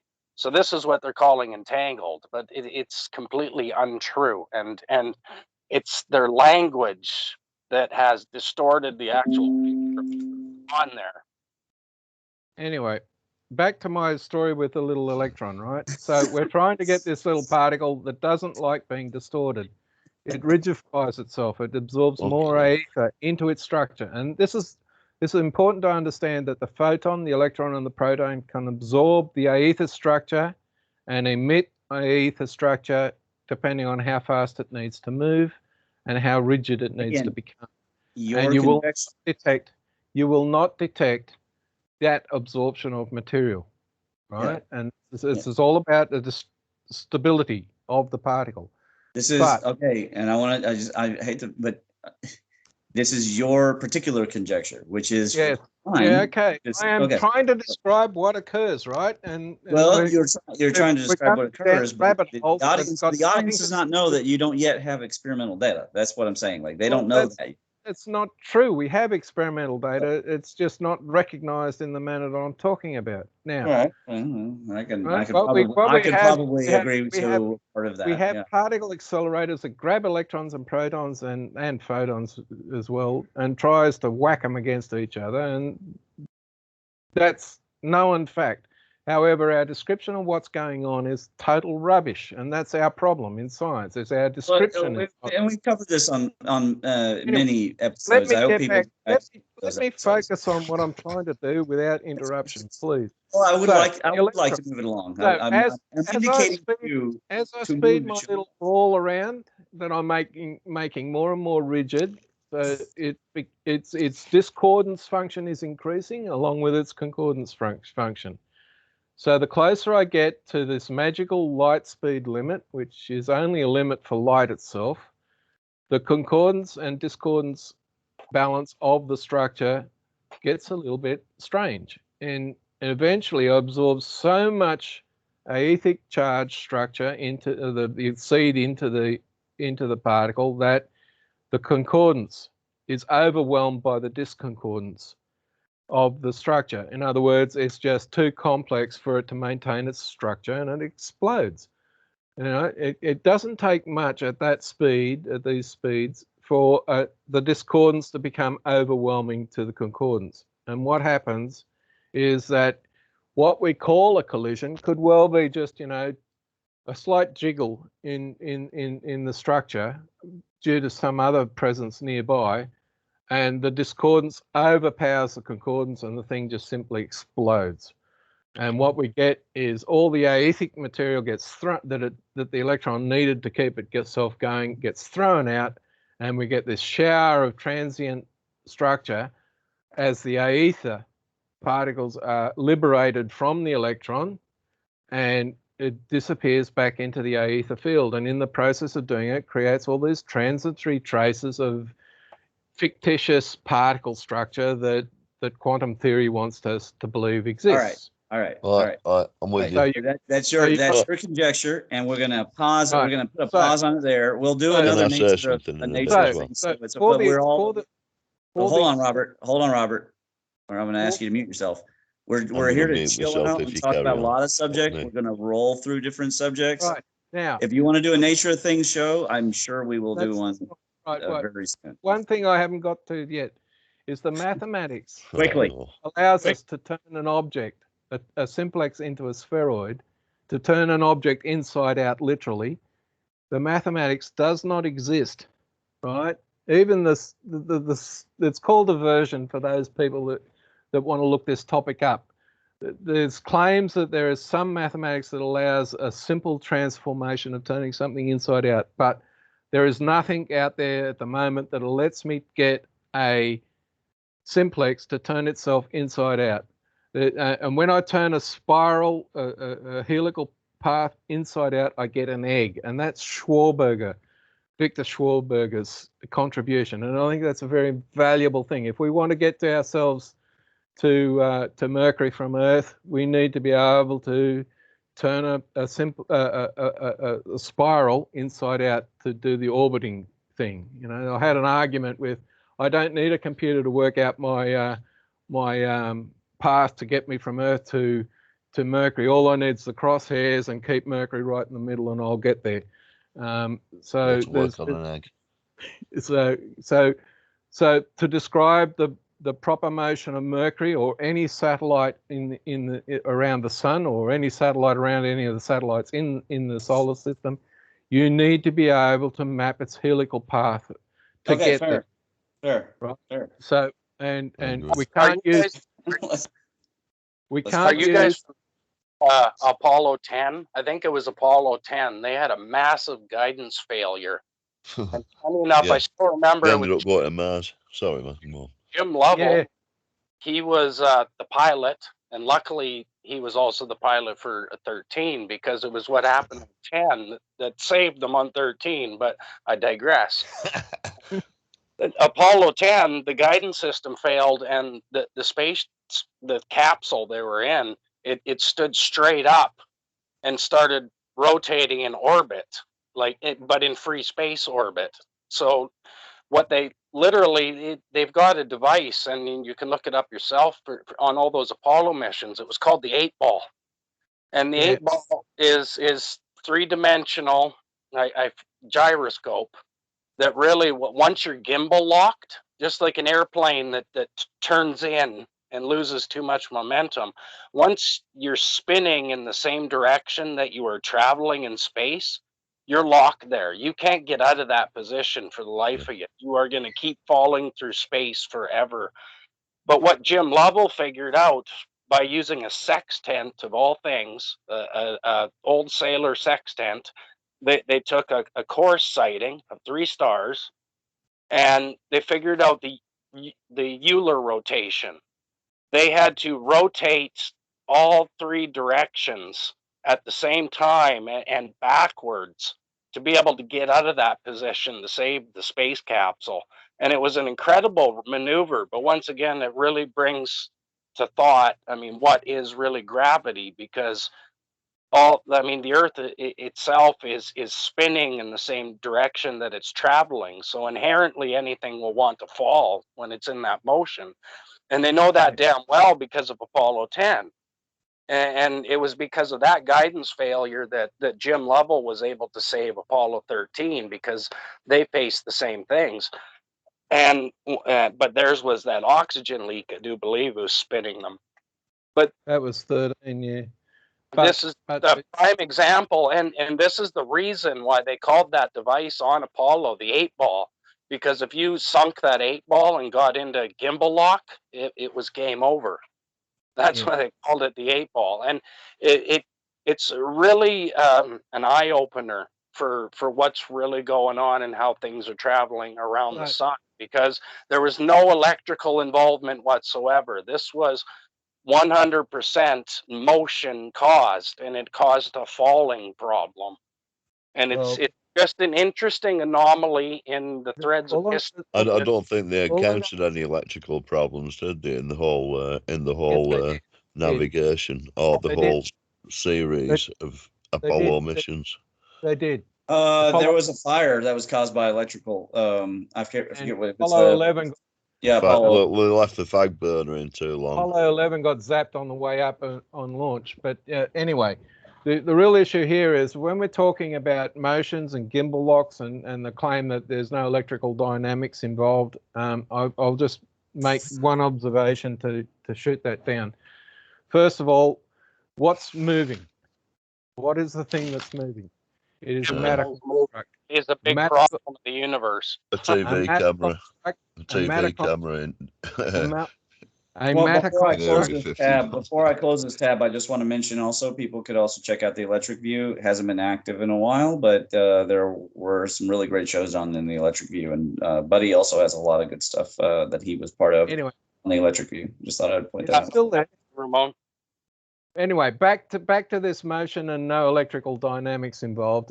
First of all, the thing that is in motion is matter, and matter will always express an electrical and magnetic charge property. So something that is moving is always electrodynamic motion.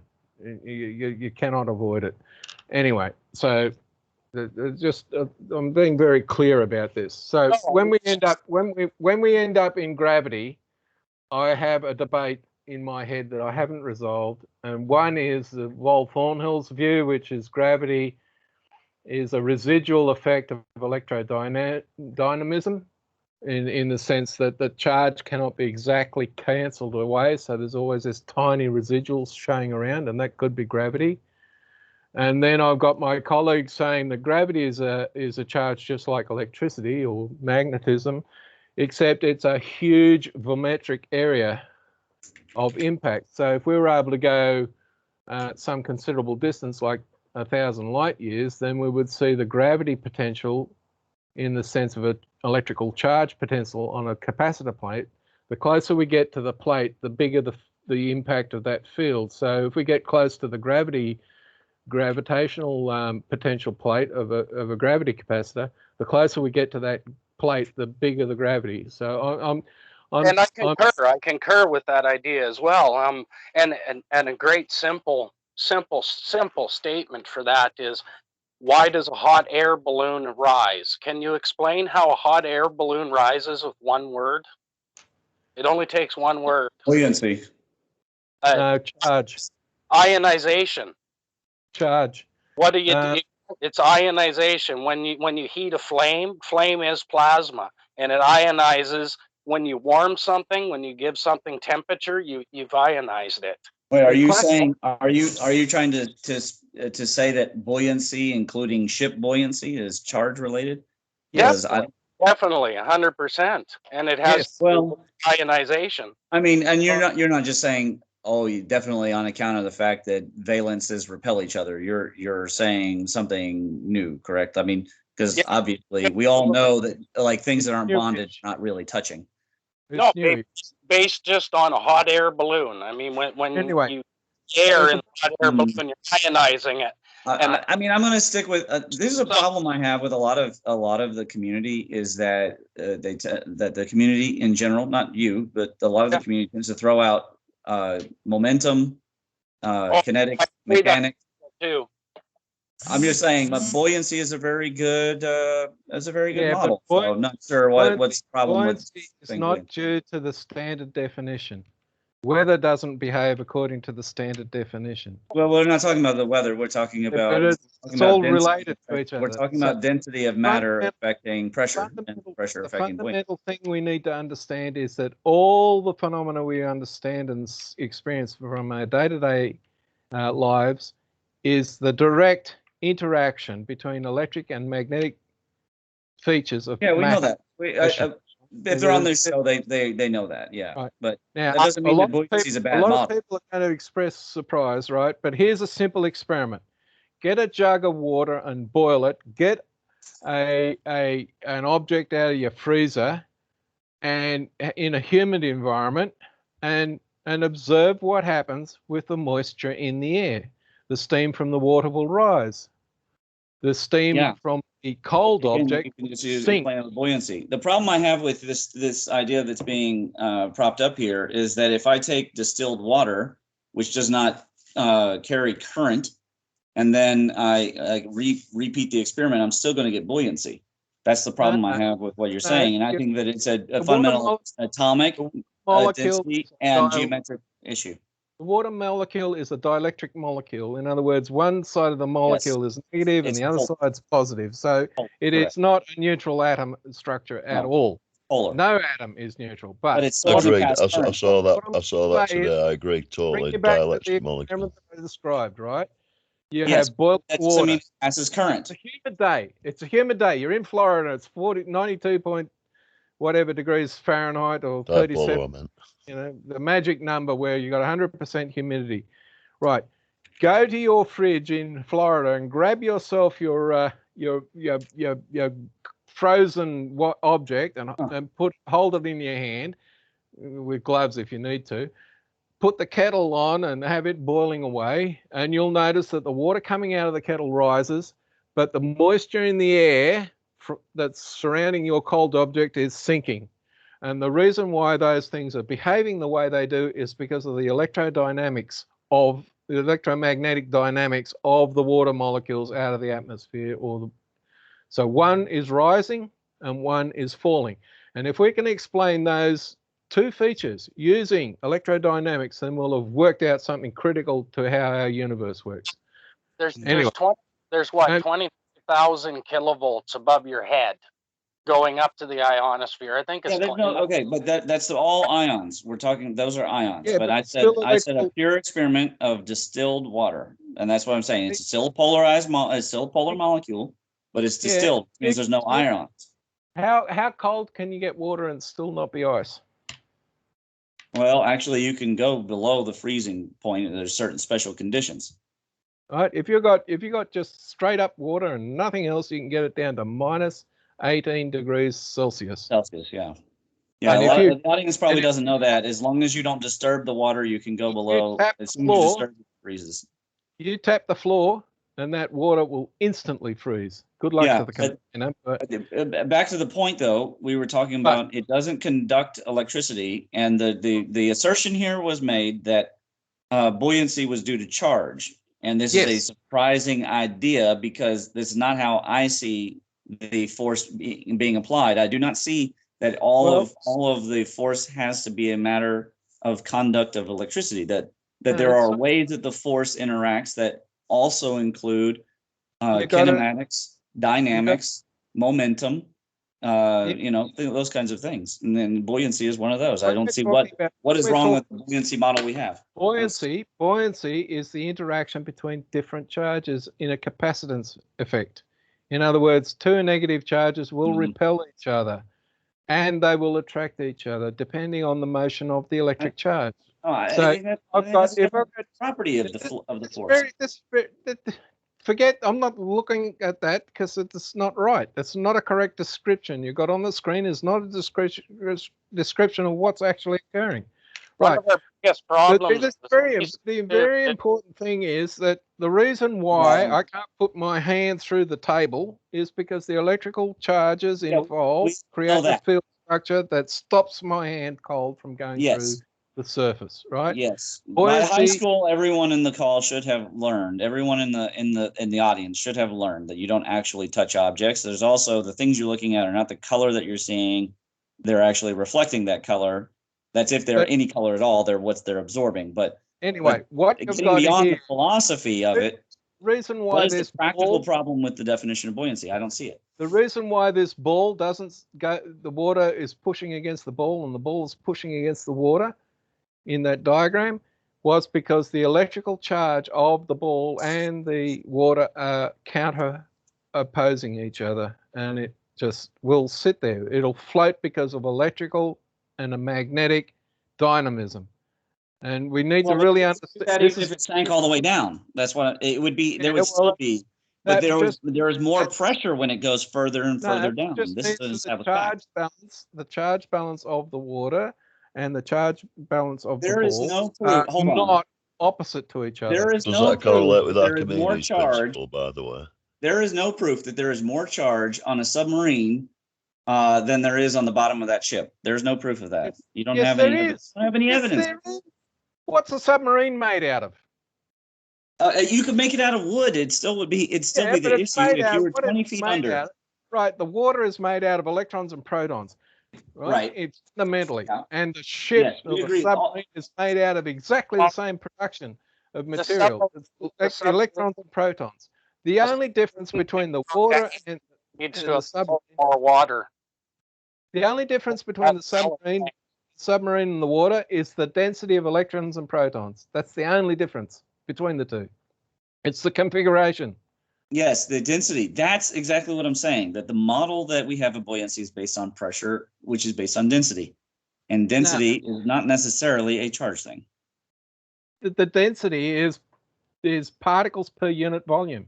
And the particles we're talking about are electrons and protons. You know, you can put them in atoms and play around with them. Yes, but the net charge, the net charge is in distilled water is neutral. That's even you said there are three states. Even you said there are three states. There's a balance.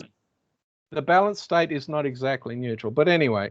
But that's not the point. The point is that there is no proof of extra charge on the submarine as compared to the bottom of the ship. Yes, There's no proof of extra charge, but there is proof of extra density, and that extra density is due to increased amounts of particles, but they're in proportion. Anyway, on the whole. I want to move. I keep getting distracted from the one very important thing I want to make a note about right now.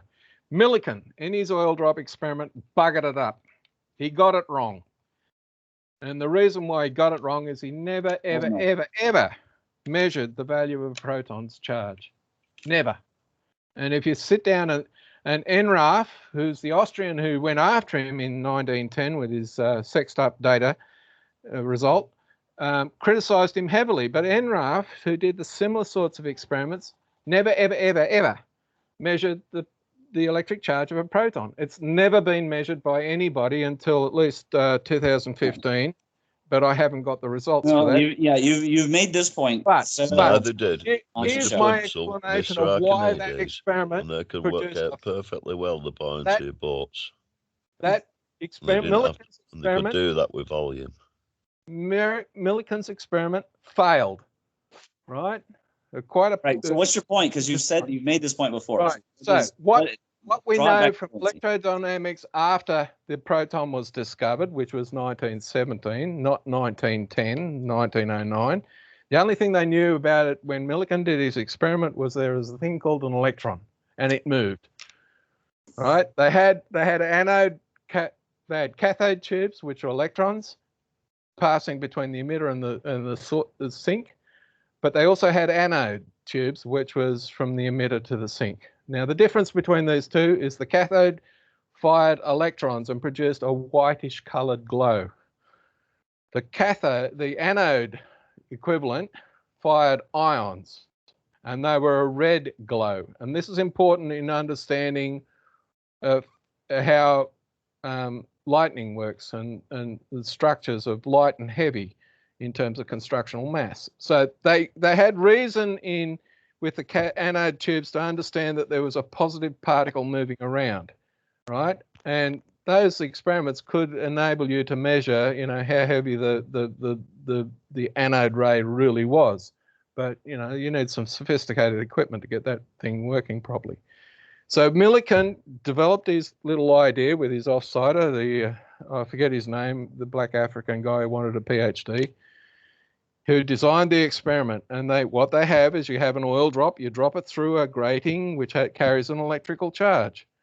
And the electrical charge is electrons. So as the oil drop goes through this grating grid, you put electrons onto the oil drop, or you take them off.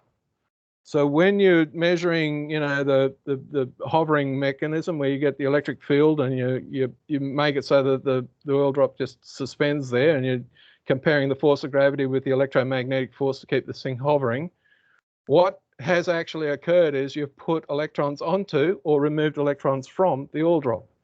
So all you've ever measured in this process is the electric charge due to the presence of an electron or the absence of an electron. Yes, but the point is it's done in a vacuum chamber, because then there's no buoyancy. No, it's not done in a vacuum chamber, because if you do the oil drop experiment in a vacuum chamber, you don't have an oil drop anymore because it evaporates. Oh, okay. So it can't be done, right? Now, there are all sorts of problems. First of all, you've got an electromagnetic... You're not using regular air, I can tell you that. Yeah, but your electric field was the thing they were focusing on, but... Yes, because it's stronger than gravity anyway, so it's so much stronger. One field in this experiment, that's the magnetic field. It was never catered for in the original experiment, so the impact of magnetism on this process was never, ever exposed.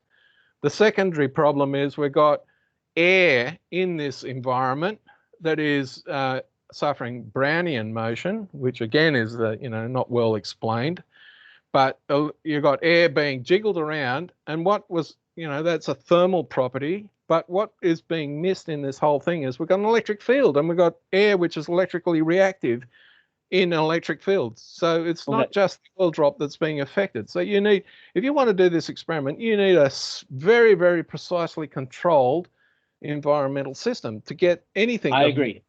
Use, but if it was a real problem, you need to have it. I agree. But if it was a real serious problem, then we wouldn't have progressed since then. Well, the serious problem is how can we then claim from measuring the electric charge of an electron or the positron, the positive electron, or the negative, or the absence of an electron? Yes. How can we then, having measured just the electric charge of the electron itself and nothing else, come up with the value for proton charge when we never measured it? The textbooks are totally and absolutely wrong. If you want to find out, I don't know. It's not the purpose of this show. If you want to find out the value of a proton's charge, you have to do one of two things. You have to get the hydrogen atom. Thank you, buddy. And separate the proton from the electron and track the electron and the proton separate to each other. Or the other alternative is we get a field detector that can detect electric and magnetic fields, and we just drop a neutron into an empty vacant chamber, a vacuum, as best we can. We've still got the aether to deal with, but let's just make it empty of any matter in terms of electrons and protons, and just drop a neutron in there. And we can, because these... He draws the line at above the ether. Yeah. So we've got this neutron sitting in this empty container. Nick has a statement. Hold on. Right, it's not much of a statement, but today I was watching a guy disprove a Veritasium program where he was he was deflecting drips of water with a charged cup, right? So he was saying that the cup deflects the water. It's like you were saying. So this guy came on to disprove his experiment and basically say, well, if the cup's near at the bottom of the water spout, then it attracts the water spout, and if it's the top, it deflects it, and it all came down. It all came down. He charged the cup. He charged the water before it came out. So he did a number of different experiments, and it came down to the fact that the water was a dipolar, a dipolar molecule. I'm going to have and that is what caused. I loved talking to you tonight, but like we got snipers literally on the roof of Parliament, and it's not looking good. I don't know where Canada's going, but this might not be pretty. So you guys have a great evening. Hope to talk to you soon. Jason, if you need a shelter, man, you always got a home here in Kentucky, my friend. Oh, I appreciate it, but I swear to God, I would house any of you fellas. I don't know how the people across the pond would get here, but I would house anybody as a refugee. This is going to take that. It's a long swim. This is going to get ugly. But yeah, no, you guys take it easy, and I'll talk to you soon. Yeah, okay. Cheers, Jason. Bye-bye. So back to this thing. Just let me finish the neutron thing. What we do is we watch the field transforms as the neutron disintegrates, and we track the electron and the proton, and we'll discover a spiral path, and from how fast this thing is moving, how far is the center point of the electric fields, we will be able to determine the actual charge value of the proton separate to the electron. And I have been told anecdotally this experiment's been conducted by people that don't want to have the details released because they're into technology that makes money and gives military advantage, so they're not going to publish this. But I'm told that the value difference between the electron negative charge and the electron positive charge, the proton and the electron charges are different, and the difference is the golden ratio divided 2.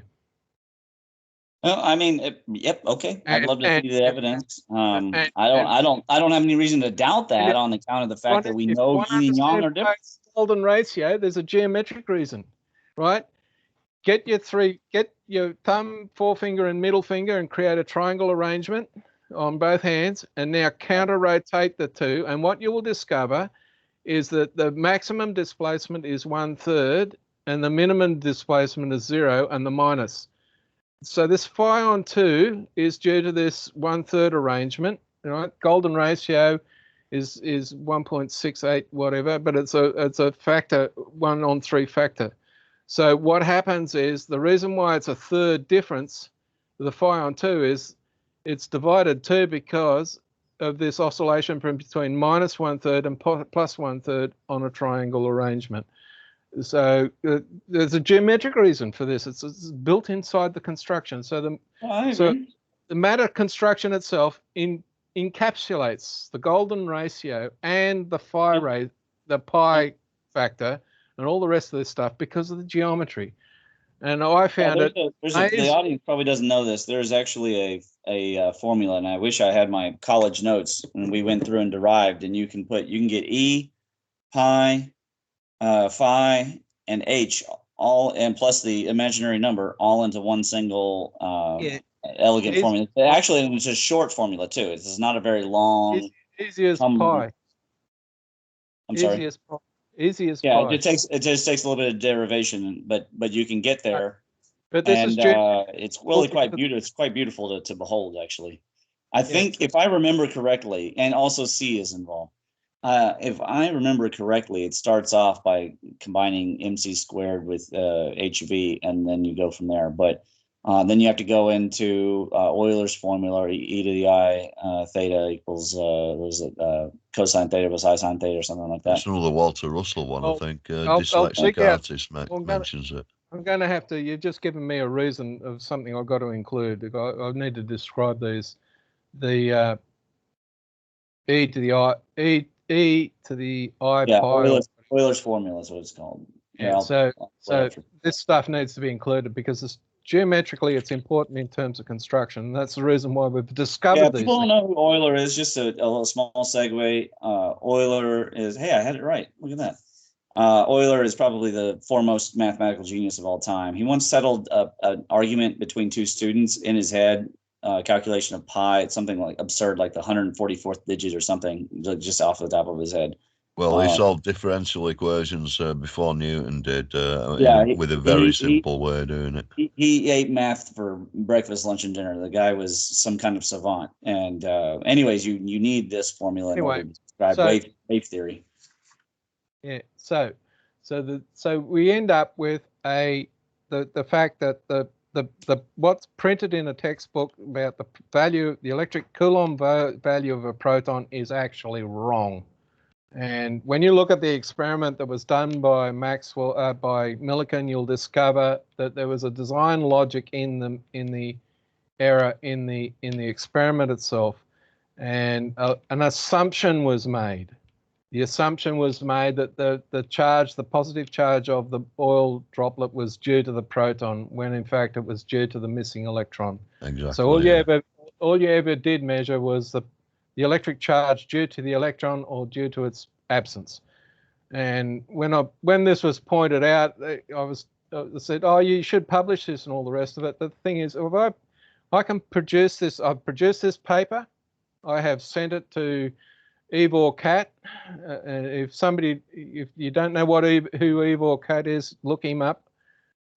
He's been in a 40-year argument with the academics in Britain about a variety of things, but I produced this paper and I sent it to Ivor, and before I knew it, he'd sent it off to 7 professors in electric dynamics in the United Kingdom, and everybody I've sent this statement to has responded with total devastating silence, right? Because a fundamental measure in physics is wrong, and they are never going to admit it because it destroys.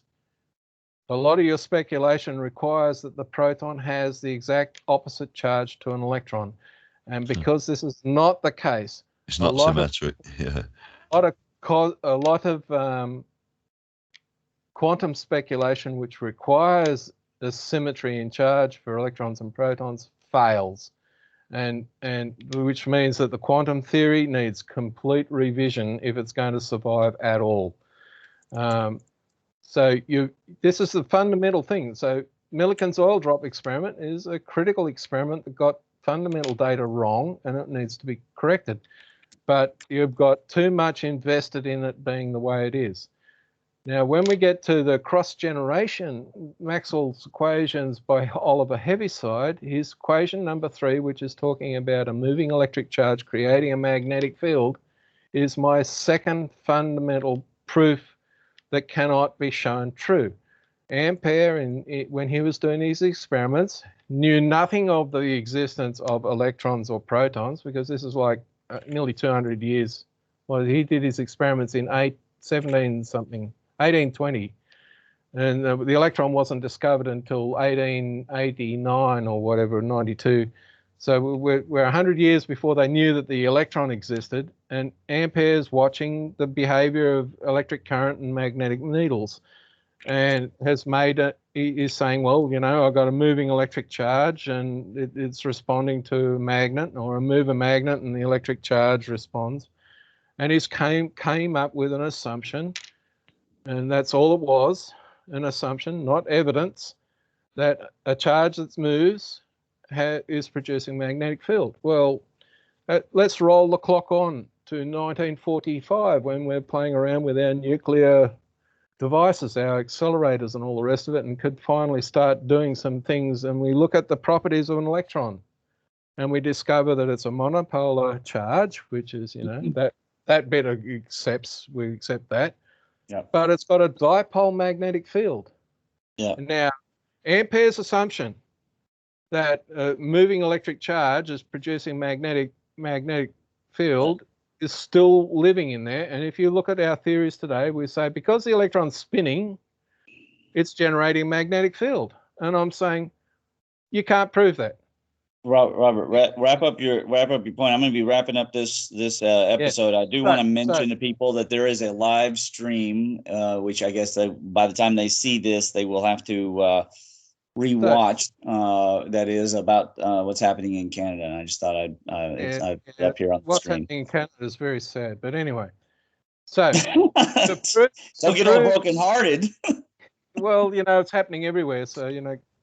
It's just a bit more extreme at the moment. Lock and load. Yeah, but for Ampere's assumption to be proven true, you need to have material that has only got electrical characteristics and none other. And you need material that has magnetic characteristics and none other. So I've got magnetic matter and electric matter. And if I can get these two things to interact with each other, then I can prove Ampere's assumption. Trouble is, I can't create electric matter and I can't create magnetic matter. I can't do the experiment. If I can't do the experiment to prove it correct or false, then the assumption has to be viewed as an error. Okay. But what I do know about the electron is that it has an electric property and it has a magnetic property. And I know that an electric property will respond to an electric field. Pause there. And I know that a magnetic property will respond to a magnetic field. So I can explain this behavior that Ampere observed using those. Pause there, man. Look. Call it a black hole. Anything. Holy cow. Black hole. This because I know you're able to roll from one. I know you're able to roll from one subject to another, but people also they do crave a little bit of foot stamp here or there. We'll pick it up another time. I do want to make a couple advertisements for people. Number one, the Avalon Arthurology in 21st Century just happened. That show is up, and I hope that people watch it. The presentation is in the description. Number two, if, based on what's happening, okay, I want people to remember that part of the spacers paradigm, and I'll pull up the acronym up here, is resilience. The R is for resilience. When you think about resilience, here in EPMC, we've got an actual, checklist for you. We've got preparations manuals. We've got things that you do. I recommend people go out and buy something similar. This was a gift to me from my in-laws, or I guess ex-in-laws. It's called an FOS power. It's a hand crank solar radio. It also has a flashlight on it. So you can hand crank it to power it up. You can put AAA batteries in it. You can put a lithium ion battery in it. And it has a solar charger and a hand crank. So if you need to be able to hear the so-called zombie apocalypse happening, there's also an SOS switch. That's what that does, the SOS switch. Yeah, so, there's the one with the laser in it and all that. A laser and a flamethrower and all, pal. And I'll have one of them. Yeah, there you go. That's what you needed. One with a flamethrower. So I recommend people to get that and think about your martial awareness. Think about the different things that are going on. Don't live in fear, but don't live without awareness, because in self-defense, there are 6 different awarenesses. And it's very important that people learn how to cover all of them. And martial arts is one way of conquering a lot of those awarenesses, but it's not the only one. So sometime we'll do a discussion. I'll elucidate on martial and boxing theories. And of course, those do connect to our electric cosmology. You can see the sumo paper for that. Guys, my heart and thoughts and prayers are with all the people, even the people up there near to the border. And of course, still with all the Australians, because they're still in the thick of it too. Until the concentration camps are totally abolished and the country's taken back from the grips of Chinese influence. It's going to be a long battle. Is my point, and it's going to be like trench warfare and social. We've got to rescue our government from the fascist psychopaths. Yes, and not only the fascists, but they are particularly strong And it looks like they want to do a roll up on all sorts of things. So they want to roll up communism and socialism. They want to roll up the anarchists and co-opt the jihadis too. Everyone. And they don't mind letting in the United States, at least they don't mind letting in the cartels. So in my own city, we've got 6, and we're far away from the border. So this is a particularly strong wave. You know, how it's related to the current sheets and the changes in the planetary electric circuit, I'd like to explore in episodes in this week that we do. I'd like to particularly focus on, you know, the current sheet theory and our motions, Jim's theory, our motions around Pleiades. I want to get back onto that, to be honest. Yeah, I mean, I'd like to go in that direction, but also I do want to keep it somewhat on the creative end too, so that we can talk about, you know, creative solutions and things, because we are still about be the change you want to see in the world.